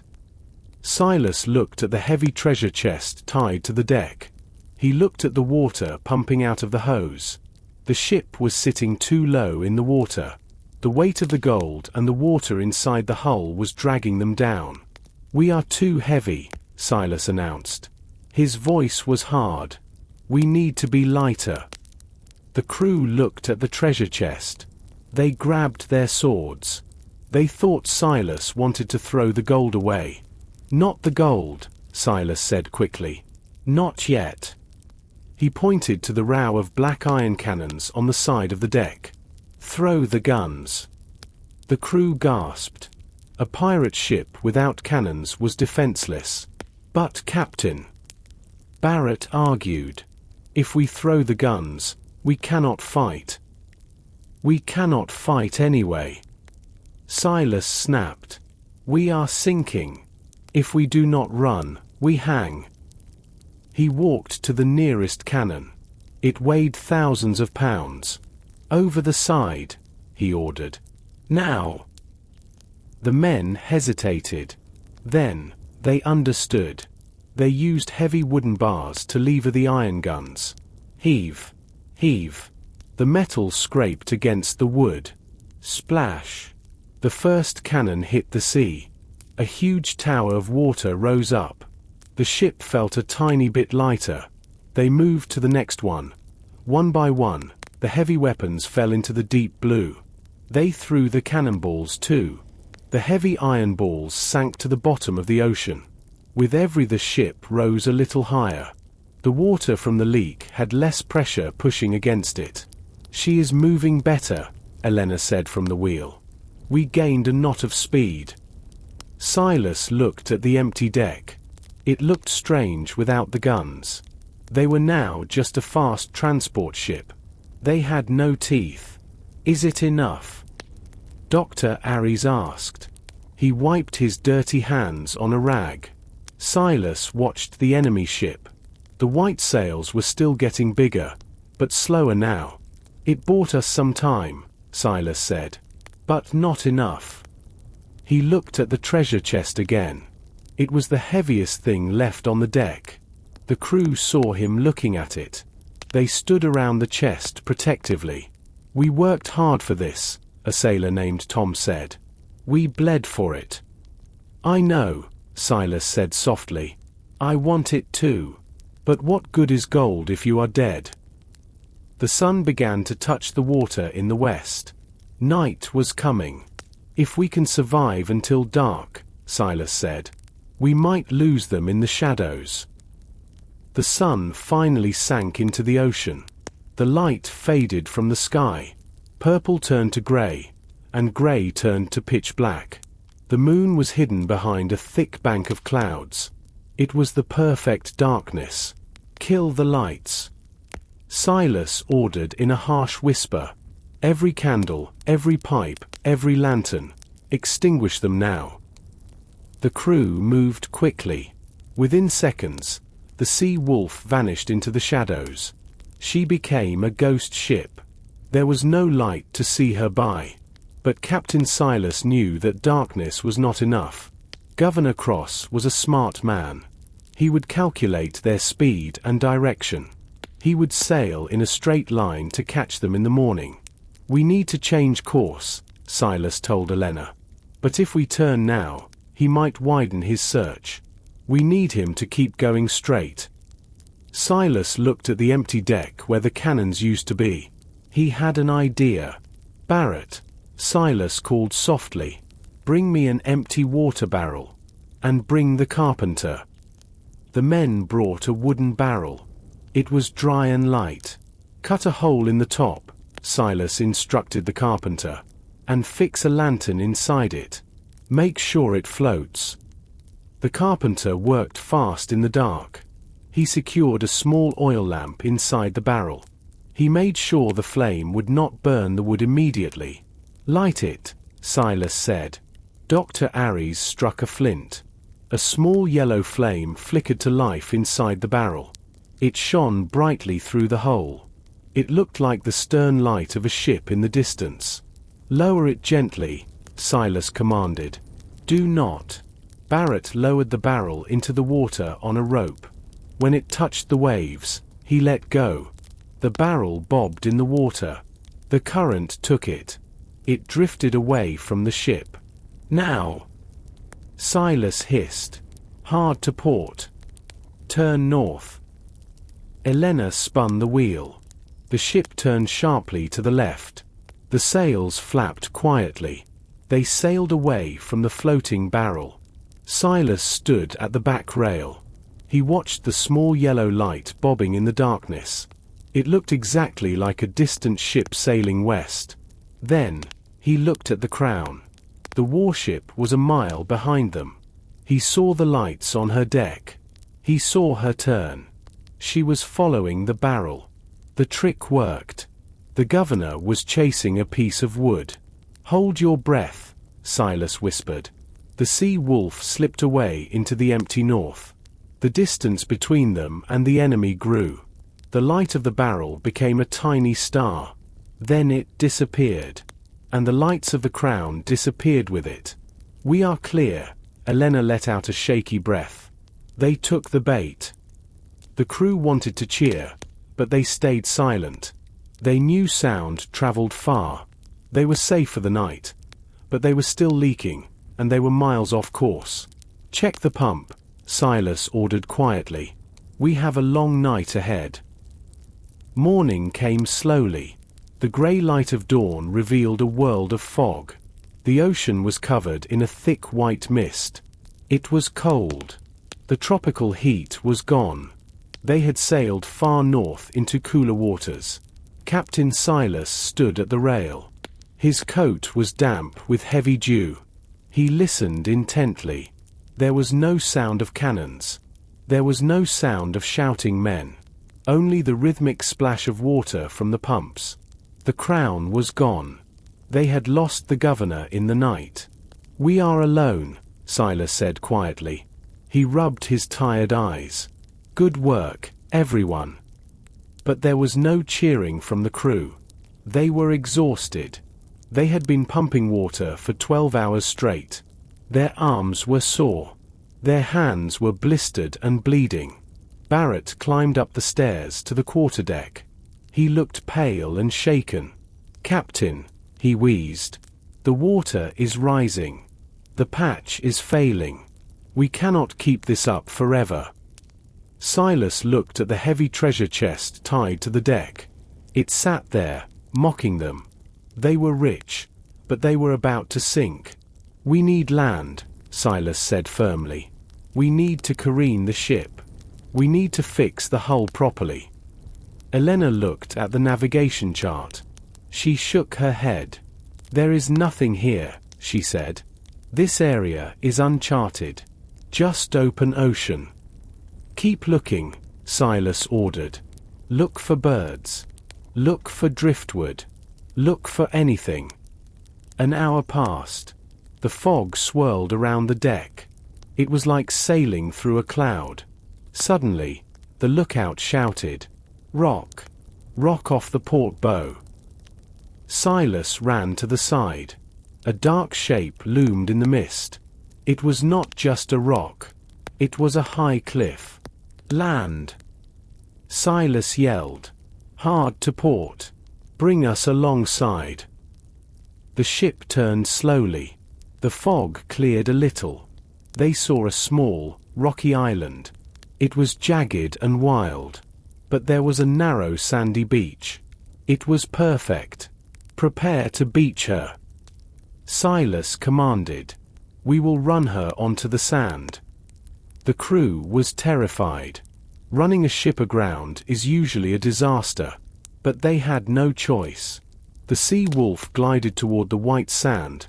The keel hit the bottom. The ship stopped with a jolt. The masts shook violently. But she did not break. She settled into the sand. "She is safe," Silas said. "Now, get the tools. We have to fix the hole before the tide comes back in."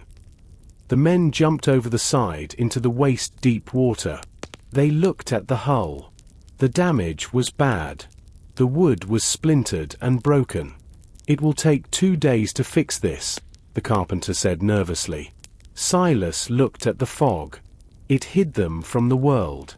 But it also hid the world from them. "We have no choice," Silas said. "Post guards on the cliffs. If the governor comes while we are stuck on the sand, we are dead."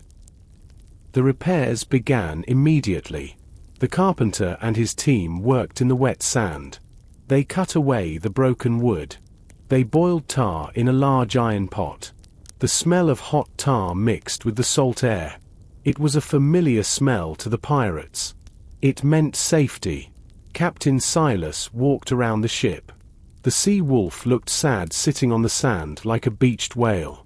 She was tilted to one side. It was hard to walk on the deck. "How long?" Silas asked the carpenter. "The tide is coming in," the man replied. "We can patch the outer layer today. But she needs structural support." 2 days, Captain." Silas looked at the gray sky. The mist was still thick. It moved like ghost fingers through the trees. "We need fresh water," Silas said. "Barrett, take Dr. Aries and 2 men. Explore the island. Find a stream. But do not go far. This fog is dangerous." Barrett nodded. He took an empty barrel and a musket. Dr. Aries grabbed his medical bag and a flask. They walked into the white forest. The trees were twisted and black. Moss hung from the branches like old beards. The ground was soft and wet. "It is too quiet here," Dr. Aries whispered. "There are no birds. No insects." Barrett stopped. He listened. He heard only the distant sound of the ocean hitting the rocks. "Keep moving," Barrett grunted. "I smell fresh water." They followed the smell of damp earth. They found a small stream trickling down from a rocky hill. The water was clear and cold. They drank greedily. They filled the barrel. "We should check the view from the top of that hill," Barrett suggested. "Maybe we can see if the governor is coming." They climbed the slippery rocks. The mist was thinner at the top. They reached the peak and looked down at the other side of the island. Dr. Aries gasped. He dropped his flask. "Dear God," he whispered. Below them, in a jagged bay, lay the skeletons of ships. There were dozens of them. Spanish galleons, merchant sloops, fishing boats. They were smashed against the sharp rocks. Their ribs stuck out of the water like dead animals. "It is a graveyard," Barrett said. His voice was full of awe and fear. "They all crashed here." "The mist," Dr. Aries realized. "It hides the rocks. It lures them in and traps them." Barrett saw something shining on the deck of a wrecked frigate. It was a cannon. But there were no people. No survivors. "This island is a trap," Barrett said. "We are lucky we hit the sandy beach. If we had come from the north, we would be down there with them." A cold wind blew over the hill. The mist began to close in again. "We must tell the captain," Barrett said urgently. "We have to leave as soon as the hull is fixed. We cannot stay here." They ran back down the hill. The silent forest felt even more hostile now. It felt like the island was watching them, waiting for them to join the graveyard. Barrett and Dr. Aries ran out of the twisted white forest. They slid down the sand dunes to the beach. They were out of breath and pale. Captain Silas met them at the water's edge. "What did you see?" he asked sharply. He saw the fear in their eyes. "It is a graveyard, Captain," Barrett gasped. "On the other side, jagged rocks, hundreds of wrecked ships. They are piled on top of each other." Silas looked at the mist swirling around them. The current pulls them in, he realized. And the fog hides the danger until it is too late. The ship's carpenter walked up to them. He held a piece of rotten wood in his hand. He looked worried. "Captain, I have bad news," the carpenter said. We do not have enough strong timber to fix the ribs of the hull. I need oak, hard, dry oak. We only have pine. Silas looked at the dark forest. There is no oak here, he said. Then he looked at Barrett. A dangerous idea formed in his mind. You said there are Spanish galleons in the graveyard? Silas asked. Yes, Barrett nodded slowly. Big ones. Spanish galleons are made of the best oak in the world, Silas said. We will go there. We will cut the wood we need from the dead ships. The crew looked at each other nervously. They did not want to go to a ship graveyard. It felt like robbing the dead. It is bad luck, a sailor whispered. Better bad luck than sinking, Silas snapped. Barrett, Elena, come with me. Bring the saws and axes. They walked back over the rocky hill. The fog was thicker now. It was hard to see 5 feet ahead. They reached the cliff edge. They looked down. The sight was terrible and majestic. The skeletons of the ships lay in the grey water. Some were old and green with moss. Others looked fresh. Silas pointed to a large ship wedged between 2 black rocks. It was tilted at a steep angle. That one, he said. It is a warship. The wood will be strong. They climbed down the slippery rocks carefully. The sound of the waves crashing against the wrecks was mournful. It sounded like the ships were crying. They reached the water. They waded out to the wreck. The water was cold and oily. Silas climbed a rotting rope ladder hanging from the side. He pulled himself onto the tilted deck. The wood creaked under his boots. It was slippery with seaweed. Be careful, he warned. The floor is rotten. Barrett and Elena followed him. They walked past rusted cannons. They saw the bones of the old crew scattered on the deck. It was a grim sight. Elena shivered. Let's get the wood and leave, she said. This place feels watched. Barrett raised his heavy axe. He aimed at a thick wooden beam near the main mast. Thwack. The sound echoed loudly in the silence of the bay. Thwack. He chopped into the seasoned oak. Suddenly, a noise came from below the deck. It was the sound of footsteps. Slow, heavy footsteps. Silas held up his hand. Stop, he hissed. Barrett froze. The noise stopped. Then, a hatch opened slowly. A head appeared. It was a man. But he looked wild. His hair was long and white. His clothes were made of rags and old sails. He held a rusted sword in his hand. He looked at the pirates with crazy, wide eyes. More ghosts.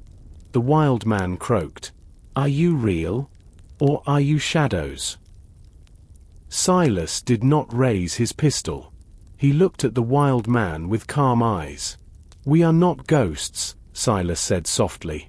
We are flesh and blood. Put down the sword. The old man blinked rapidly. He tilted his head like a curious bird. He stepped closer to Barrett. He poked Barrett's large arm with a dirty finger. Solid, the man whispered. Warm. He dropped his rusted sword. It clattered on the wet wood. He fell to his knees and began to weep. Real men, he sobbed. After 10 years, real men. Elena stepped forward. She offered him a flask of water. The man drank it greedily. He wiped his mouth with his rag sleeve. I am Captain Silas, Silas said. Who are you? I was the bosun, the man said. Of this ship. The Santa Maria. We crashed in the fog. Everyone died. Only me. I am Elias. He looked at them with wide, desperate eyes. Take me with you, Elias begged. Please. Do not leave me with the ghosts. We will take you, Silas promised. But first, we need wood. We need strong oak to fix our ship. Elias laughed. A high, cracked sound. Wood? Yes. I have the best wood. He scrambled to his feet. Follow me. The deck wood is rotten, but the ribs below are dry. He led them down into the dark belly of the wrecked ship. It smelled of old water and rats. But Elias was right. The inner beams were protected from the rain and sun. They were hard, dark Spanish oak. This is perfect, Barrett said. He swung his axe. The sound of chopping wood filled the hull. They worked for an hour. They cut 4 long, heavy beams. They were sweating in the humid air. Hurry, Elias warned. He looked at a hole in the hull. The tide is turning. The water will rise fast.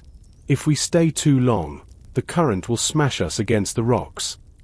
They carried the heavy beams up to the deck. It was difficult work. The wood weighed hundreds of pounds.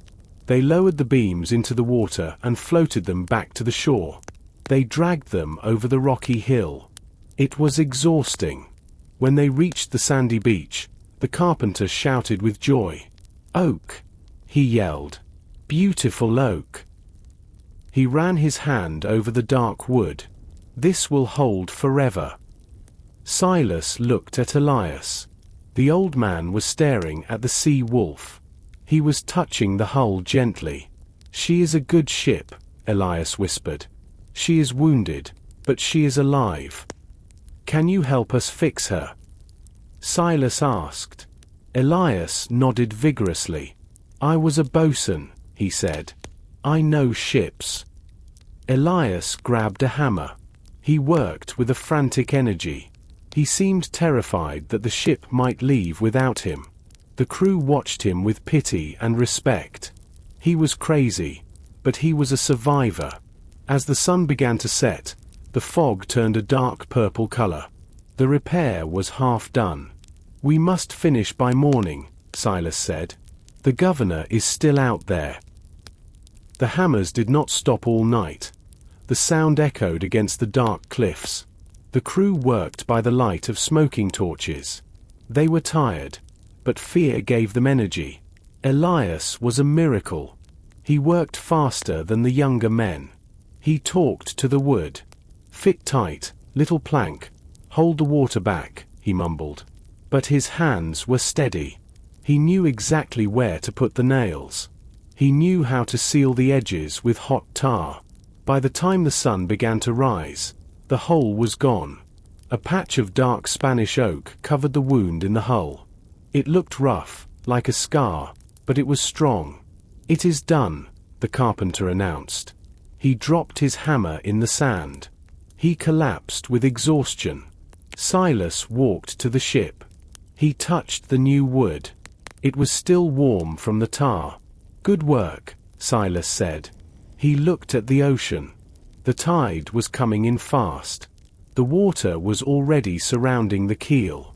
"Now we wait," Silas said. "We need the water to lift us." The crew sat on the deck.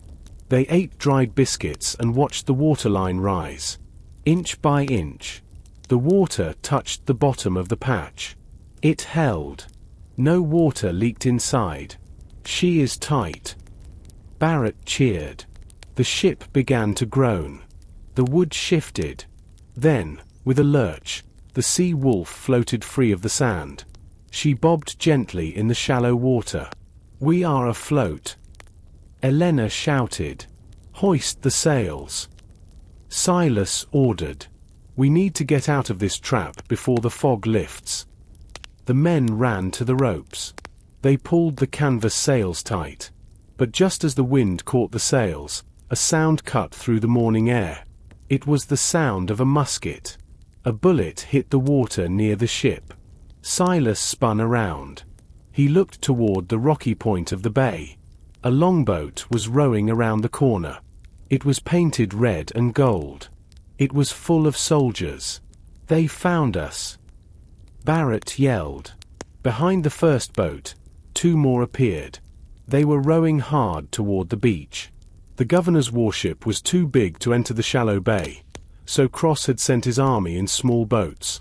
"They want to board us before we can move." Silas realized.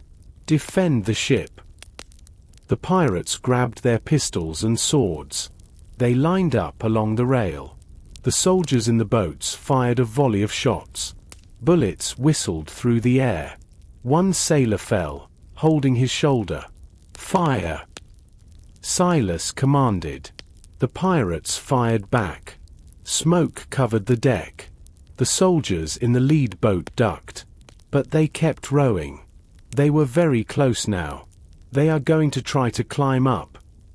Elias screamed. He picked up a heavy bag of nails. He threw it over the side. It hit a soldier in the chest. Get us out of here, Elena. Silas shouted. Steer for the open sea. Elena spun the wheel. The ship turned slowly. The wind filled the sails. But the first longboat bumped against the side of the hull. Grappling hooks flew over the rail. The metal hooks bit into the wood. The soldiers began to climb the ropes. The battle was coming onto the deck. The first soldier climbed over the wooden rail. He wore the red uniform of the governor's guard. He held a shiny sword. Surrender in the name of the king, he shouted. Silas did not hesitate. He stepped forward and swung his cutlass. The blades clashed with a loud ringing sound. Sparks flew. Silas kicked the man in the chest. The soldier fell backward into the water but 3 more men climbed up behind him. Push them back. Silas roared. The deck turned into a battlefield. It was chaos. The pirates fought desperately. They used pistols, swords, and even wooden clubs. Barrett was a giant in the middle of the fight. He held a heavy iron skillet from the galley. He swung it like a hammer. He hit a soldier on the helmet. The soldier crumpled to the deck. Get off my kitchen! Barrett yelled. Dr. Aries was near the mast. He was not a fighter, but he was brave. He threw scalding hot water from the tar pot at the climbers. The soldiers screamed and let go of the ropes. But more were coming. The longboats were full of men. Elias, the wild survivor, was moving like a spider. He jumped onto the rail. He did not fight the men. He fought the ropes. He saw the grappling hooks digging into the wood. Let go of her! Elias shrieked. He used his carpenter's axe. He cut a thick rope. One hook fell away. The longboat below wobbled. Cut the lines. Silas shouted to the crew. Cut us free. Elena locked the wheel in place. She pulled her dagger. She ran to the port side. She slashed at the ropes. One by one, the connections to the enemy boats were severed. The last rope was thick and tight. A soldier grabbed Elena's arm. He tried to pull her away. Silas saw this. He fired his pistol. The bullet hit the soldier in the shoulder. The man fell. Elena cut the last rope. Snap! The tension released instantly. The sea wolf leaped forward. The wind filled the sails completely. The ship pulled away from the longboats. The soldiers in the small boats tried to row after them. But they were too slow. The gap between them grew. 10 yards, 20 yards, 50 yards. The soldiers fired their muskets in anger. But the bullets fell short into the white foam. We are clear! Barrett shouted. He was breathing heavy. Fierce joy was on his face. Silas wiped the sweat from his brow. He looked at his crew. Some were bleeding, but they were all standing. Check the damage, Silas ordered. Check the patch. Elias ran to the rail. He looked down at the waterline. She holds. Elias cackled. The Spanish oak holds tight. Silas looked back at the bay. The fog was swallowing the island again. The red longboats disappeared into the mist. They had escaped the trap. That was too close, Silas muttered. He sheathed his sword. The governor is getting desperate. He is sending men to die just to slow us down. Elena returned to the wheel. Course, Captain? She asked. Silas looked at the compass. West, he said. Always west. We are almost there. He looked at Elias, who was patting the mast gently. Welcome to the crew, Elias, Silas said. The old man smiled a toothless smile. Good ship, Elias whispered. Good ship.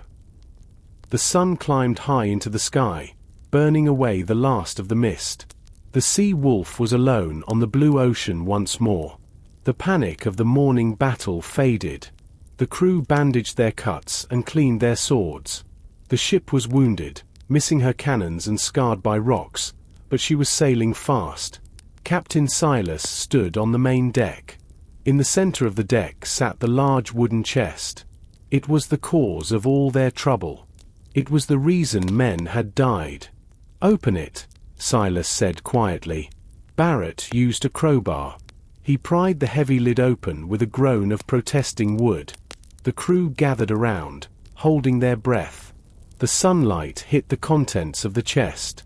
It blinded them for a second. Gold. Mountains of gold coins. Rubies as red as blood. Emeralds as green as the deep sea. Necklaces of heavy pearls. The men gasped. It is beautiful, a young sailor whispered. Barrett reached in and pulled out a golden goblet covered in diamonds. This alone would buy a tavern, he laughed. I will buy the biggest kitchen in the world. Elena picked up a handful of gold coins. She let them fall through her fingers like metallic rain. We are free, she said softly. We never have to steal again. Dr. Aries looked at the treasure with scientific curiosity. This is the lost tax shipment, he noted. The king's ransom. It has been missing for 20 years. Silas did not touch the gold. He was looking for something else. He dug his hand deep into the pile of coins. His fingers closed around a small, velvet box at the bottom. He pulled it out. The velvet was old and dusty. He opened it. Inside lay a heavy ring. It was made of solid gold with a large crest carved into a sapphire stone. The royal seal, Silas whispered. The crew looked at him. What is that, Captain? Barrett asked. This is why the governor is chasing us, Silas explained. His voice was serious. The gold is just money. But this ring. This proves his authority from the king. Without this, Cross is just a man. With this, he rules the seas. Silas closed his fist around the ring. He lost this 20 years ago. He has been desperate to find it ever since. If the king finds out he lost the seal, Cross will be hanged for treason. A silence fell over the deck. They realized the true stakes. So he cannot let us live, Elena said. He needs the ring, and he needs us dead so no one knows his secret. Silas nodded. Exactly. He will never stop hunting us. Elias, the wild bosun, suddenly looked up at the sky. He sniffed the air. Iron, he said. I smell iron and smoke. Silas turned to look aft. A white dot appeared on the horizon. It was the Crown. The warship was back. He is relentless, Silas said. He knows we have no cannons. He knows we are damaged.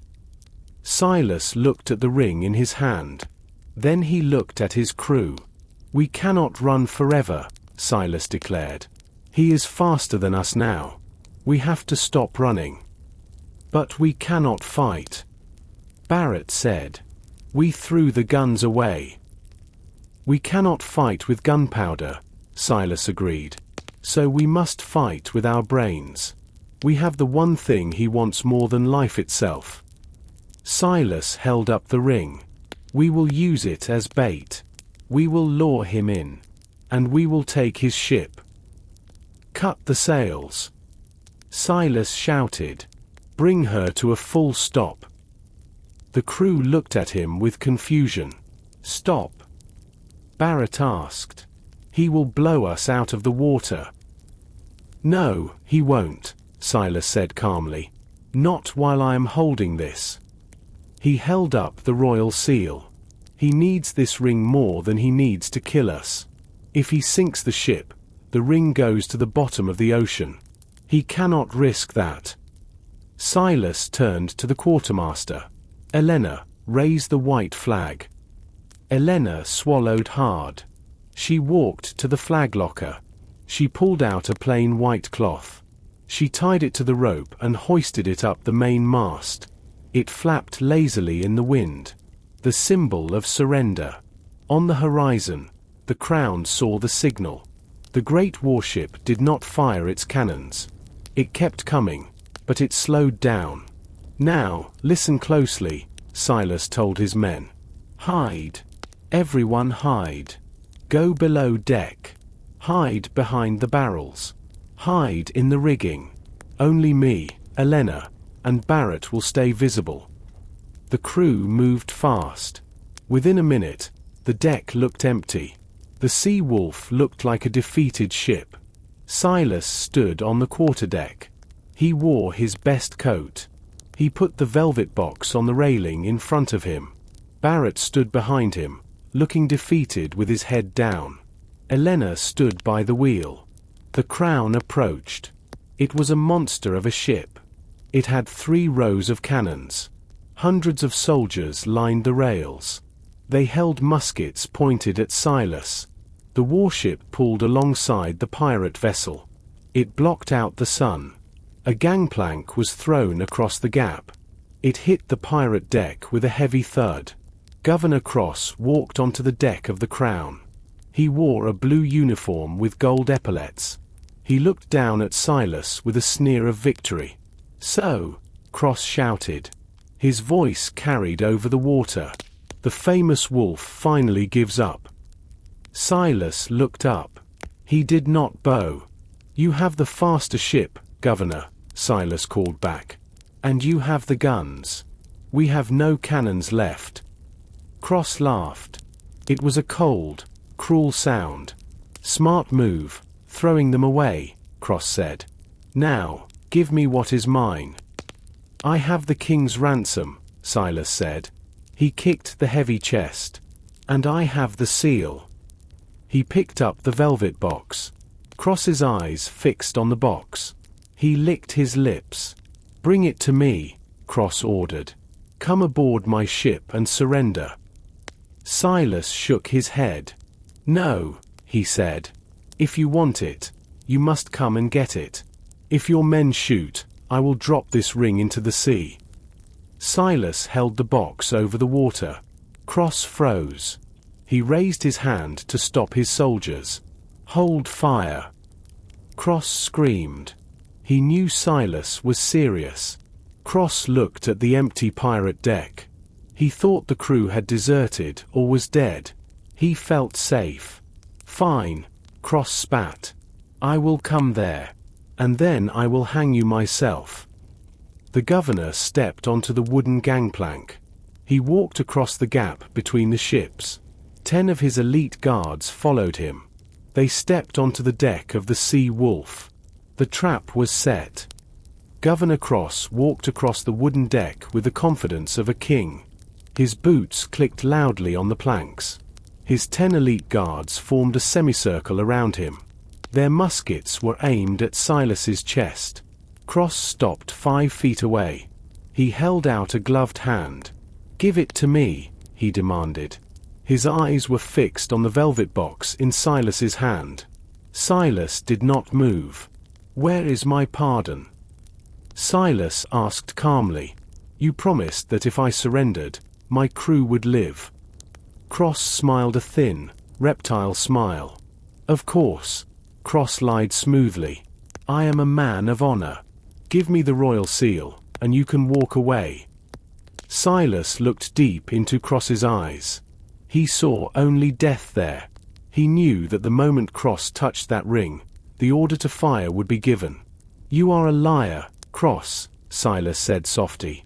He snapped the velvet box shut. And you are a fool. Cross's face turned red with rage. "Take it from him," he screamed to his guards. "Kill him." Silas dropped the box into his pocket and drew his cutlass in one smooth motion. "Now!" Silas roared. The deck of the Sea Wolf exploded into life. The hatches flew open. The crew poured out from below like a swarm of angry wasps. Pirates dropped from the rigging above, landing on the startled guards. "Ambush!" a guard shouted, but it was too late. Barrett charged forward. He did not use a sword. He used his shoulder. He hit two guards like a runaway carriage. They flew backward, crashing into the rail. Dr. Aries appeared from behind the water barrel. He threw a handful of chili powder into the eyes of the guard captain. The man screamed and dropped his gun. But the real danger was the connection to the warship. Hundreds of soldiers were on the Crown, ready to cross the gangplank to help their governor. "Elias!" Silas shouted. "The plank!" The wild boatswain was waiting on the yardarm above. He swung down on a rope. He held his heavy axe. He landed squarely on the wooden gangplank. He chopped the wood with a single mighty blow. The plank snapped in half. 3 of Cross's soldiers who were running across it fell screaming into the gap between the ships. They splashed into the ocean below. The connection was broken. Governor Cross was trapped on the pirate ship. "You are alone, Governor," Silas yelled. He crossed swords with Cross. The steel met with a shower of sparks. Cross was strong. He fought with the skill of a trained fencer. He parried Silas's strike and lunged for the heart. Silas stepped aside just in time. "My ship will destroy you." Cross spat. "They will blow you to pieces. And kill you." Silas laughed. "I don't think so." On the deck of the Crown, the confused soldiers held their fire. They could not shoot without hitting their leader. The plan had worked. The warship was paralyzed. The duel between Captain Silas and Governor Cross was a blur of steel. Cross fought with the elegance of a trained fencer. His sword was thin and light. He thrust forward with lightning speed. The blade cut through the sleeve of Silas's coat. A thin line of red blood appeared on Silas's arm. "You are slow, pirate," Cross taunted. He lunged again.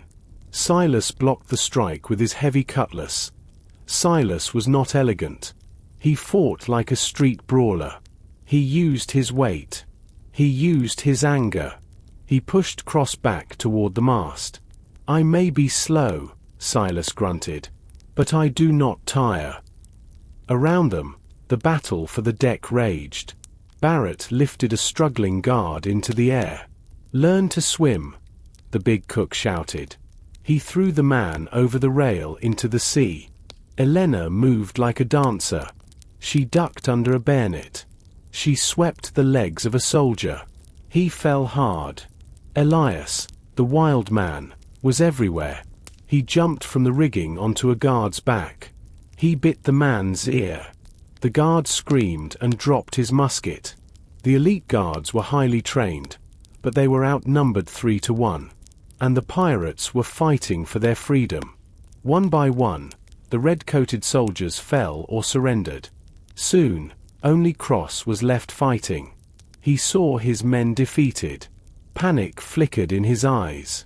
He made a desperate lunge at Silas's throat. Silas saw it coming. He sidestepped. He caught Cross's wrist with his free hand. He twisted hard. Cross shouted in pain. His sword dropped to the deck. Silas kicked Cross's legs out from under him. The governor fell onto his back. Before he could rise, the point of Silas's cutlass was pressed against his throat. "Yield," Silas breathed. He was sweating heavily. Cross looked up. He saw the cold eyes of the wolf. He saw his guards tied up. He looked at his massive warship, just yards away. The soldiers on the Crown were watching. They aimed their muskets, but they dared not shoot. Do it, Cross whispered with hate. Kill me.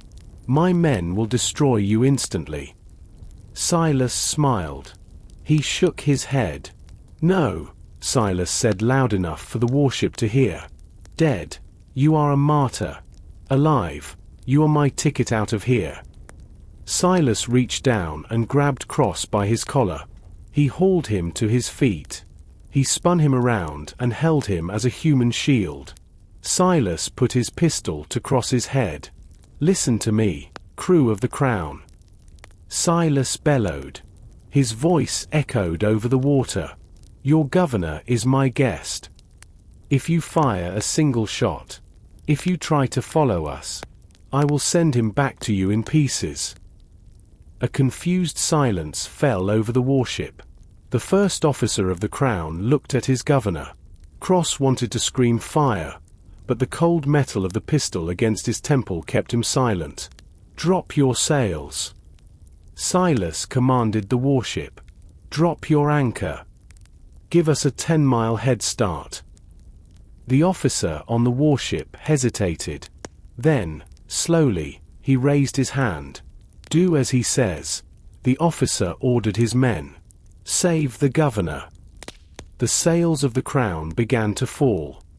The distance between the two ships grew. The Sea Wolf caught the full strength of the wind. The Crown remained still, a giant wooden beast paralyzed by the fear of losing its master.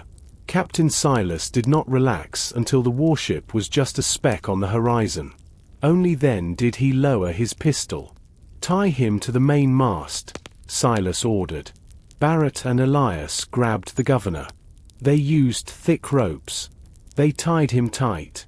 Cross stood there, his blue uniform dirty and torn, his face pale with rage. You will not get away with this, Cross hissed. The British Navy has 1,000 ships. I will hunt you to the ends of the earth. Silas walked closer. He pulled the velvet box from his pocket. He opened it and held up the heavy gold ring. The royal seal glinted in the sunlight. You will not hunt anyone, Governor, Silas said softly. Because if you do, the king will learn the truth. Cross went silent. His eyes stared at the ring. You lost this ring 20 years ago, Silas continued. You lied to the Crown. You said it was stolen by spies, or lost in a fire. But you simply lost it. And for 20 years, you have used your power to cover up your mistake. That is treason. Silas snapped the box shut. If you chase us, if I see even one of your ships, I will send this ring directly to London, along with a letter explaining exactly where I found it. Cross looked defeated. The color drained from his face. He knew Silas was right. If the king found out, Cross would lose his title, his wealth, and probably his head. What do you want? Cross whispered. His voice was dry and broken. I want a pardon, Silas said. For me, and for every man and woman on this ship. Cross laughed bitterly. I cannot write a pardon while tied to a mast. No, Silas agreed. But you can agree to our terms. We will drop you off in your longboat 10 miles from here. You will row back to your ship. You will tell your men that we escaped. You will tell them you destroyed us and sank the evidence. You will declare Captain Silas dead. Elena stepped forward. We disappear, she said. And you keep your secret. Cross looked at the pirates. He looked at the endless ocean. He had no choice. Agreed, Cross muttered. But the ring. I need the ring back. Silas smiled a cold, shark-like smile. No, Silas said. The ring stays with me. It is my insurance. As long as I have it, you will be a very good governor. Silas turned to the crew. Prepare the longboat, he shouted. We are sending our guest home. The crew cheered. They understood. They were not just rich. They were free. They had checkmated the most powerful man in the Caribbean. Cross looked down at his boots. He was beaten. The wolf had won. The longboat hit the water with a splash. It bobbed on the gentle waves. Captain Silas cut the ropes binding Governor Cross's hands. "Go," Silas said simply. He pointed to the rope ladder. Cross rubbed his red wrists. He looked at the pirate captain one last time. There was hate in his eyes, but also fear. "You are a devil, Silas," Cross whispered.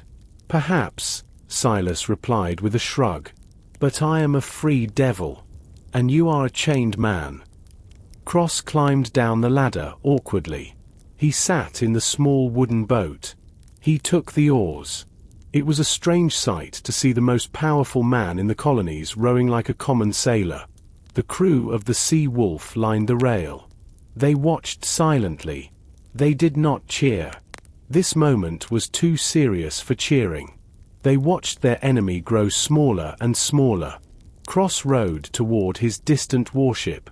He looked like a red speck on the blue ocean. He will keep his word. Elena asked quietly. She stood next to Silas. "He has no choice," Silas said. He patted the pocket where the ring sat. "He values his reputation more than the truth. To the world, we drowned at sea today. To history, the Sea Wolf is gone." Silas turned away from the rail. He looked at his ship. It was battered. The sails were patched.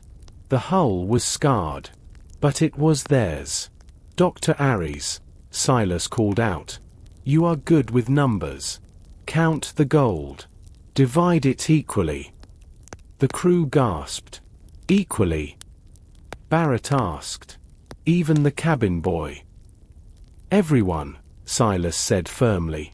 "We all bled. We all get paid." A cheer finally broke out. It was loud and wild. Men hugged each other. Elias danced a jig on the hatch cover. Dr. Aries opened the chest again.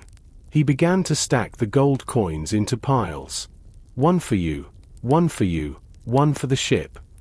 The sun began to set, painting the sky in shades of gold and purple. It matched the treasure on the deck. Silas walked to the helm. He put his hands on the wooden wheel. He felt the vibration of the ship. For the first time in years, he did not feel the phantom breath of the Navy on his neck. He was not being hunted. The map to the treasure was useless now. He took it out of his coat. He looked at the X that marked Dead Man's Rock. He crumbled the paper into a ball. He threw it into the wind.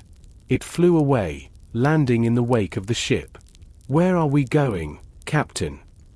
Elena asked. She looked at the compass. "North? South? East?" Silas smiled. It was a genuine, warm smile. "Anywhere we want, Elena," he said. "The map is gone. The world is open." He looked at the horizon. "Set a course for Tortuga," Silas decided. "We have a ship to repair. And we have a lot of gold to spend." 3 days later, the island of Tortuga rose from the sea like a green turtle shell.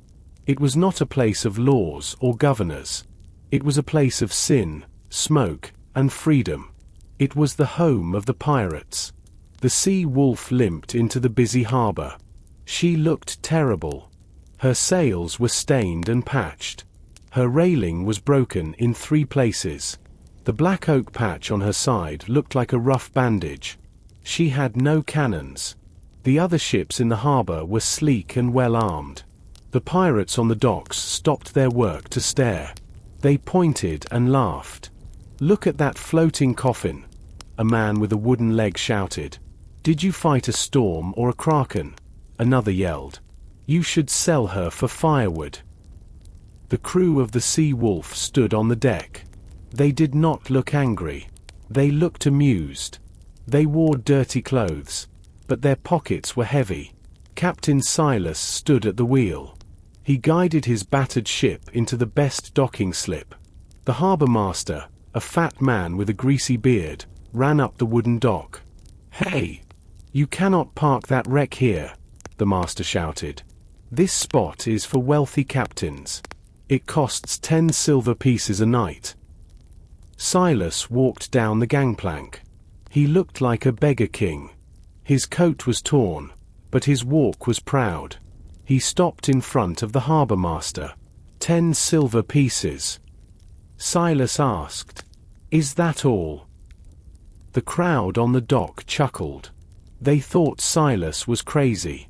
Silas reached into his pocket. He did not pull out silver. He pulled out a single, large gold coin. It was Spanish. It was pure. He flipped it into the air. The harbour master caught it.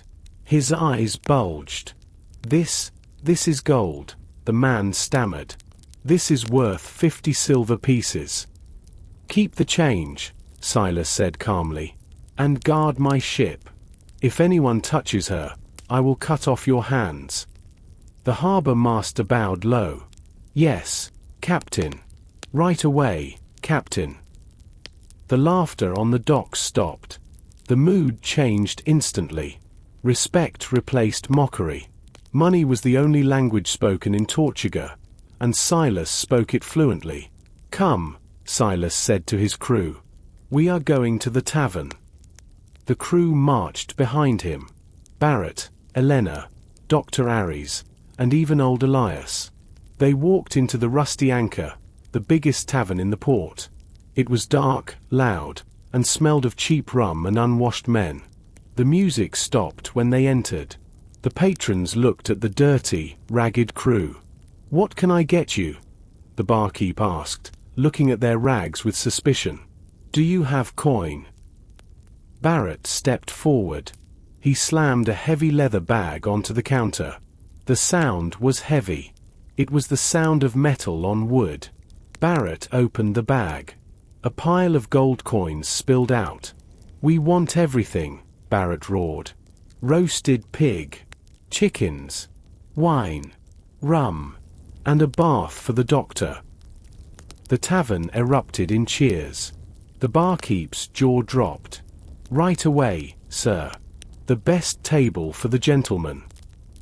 Silas sat in a corner booth. He watched his crew eat and drink. They were laughing. They were singing. They were alive. Dr. Aries looked at a glass of wine with tears in his eyes. "Civilization," the doctor whispered. "Dirty, loud civilization. I love it." Elena raised her glass. "To the captain," she toasted. "To the wolf." The whole tavern raised their glasses. "To the wolf," they shouted, even though they didn't know who he was. Silas smiled. He took a sip of wine. It tasted like victory. Weeks passed under the warm tropical sun. The port of Tortuga was busy and loud, but down at the end of the finest dock, a transformation was happening. The Sea Wolf was no longer a battered wreck. She had been stripped down and rebuilt. The best carpenters on the island worked day and night. They replaced the rotten pine with strong mahogany. They fixed the jagged hole in the hull with smooth, curved teak. They painted the wood a deep, menacing black. New sails arrived from the weavers. They were stark white and crisp. "She looks brand new," Elias whispered. The old bosun was clean now. He wore a new coat, though he still refused to wear shoes. He patted the railing affectionately. "She is faster now. I made sure the keel is straight." Captain Silas stood on the quarterdeck. He wore a long coat of blue velvet with silver buttons. He looked like a nobleman, not a pirate, but his eyes were still sharp and dangerous. He held a newspaper in his hand. It was a copy of the Colonial Gazette, brought in by a merchant ship from the capital. Silas read the headline aloud to his officers. "Governor Cross destroys pirate menace." Silas laughed. It was a rich, hearty sound. "Listen to this," he said. After a fierce battle, the notorious Captain Silas and his ship the Sea Wolf were sunk in deep waters. There were no survivors. Elena smiled. She leaned against the new ship's wheel. "So we are dead?" she asked. Officially, Silas nodded. We are ghosts. And ghosts are free. No one hunts a dead man.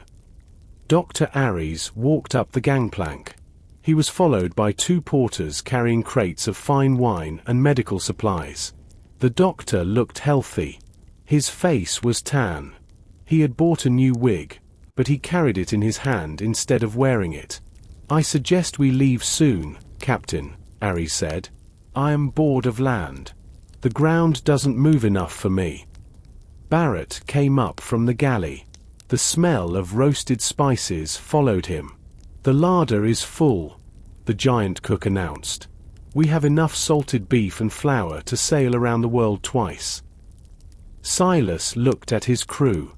They were rich. They could have bought houses. They could have retired to farms and lived in peace. But not one of them had left. They were sailors. The land was just a place to visit. The sea was their home. Are we ready? Silas asked. Ready, the crew shouted as one. They scrambled up the rigging.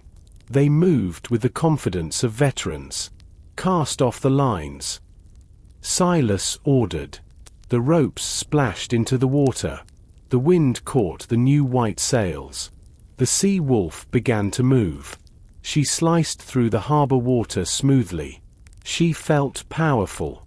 The people on the docks stopped to watch her go. They did not know it was the famous ship that had sunk. They just saw a beautiful, dark vessel heading for the horizon. Where to? Elena asked, her hands firm on the wheel. Silas reached into his pocket. He touched the cold gold of the royal seal. It was his secret, his power.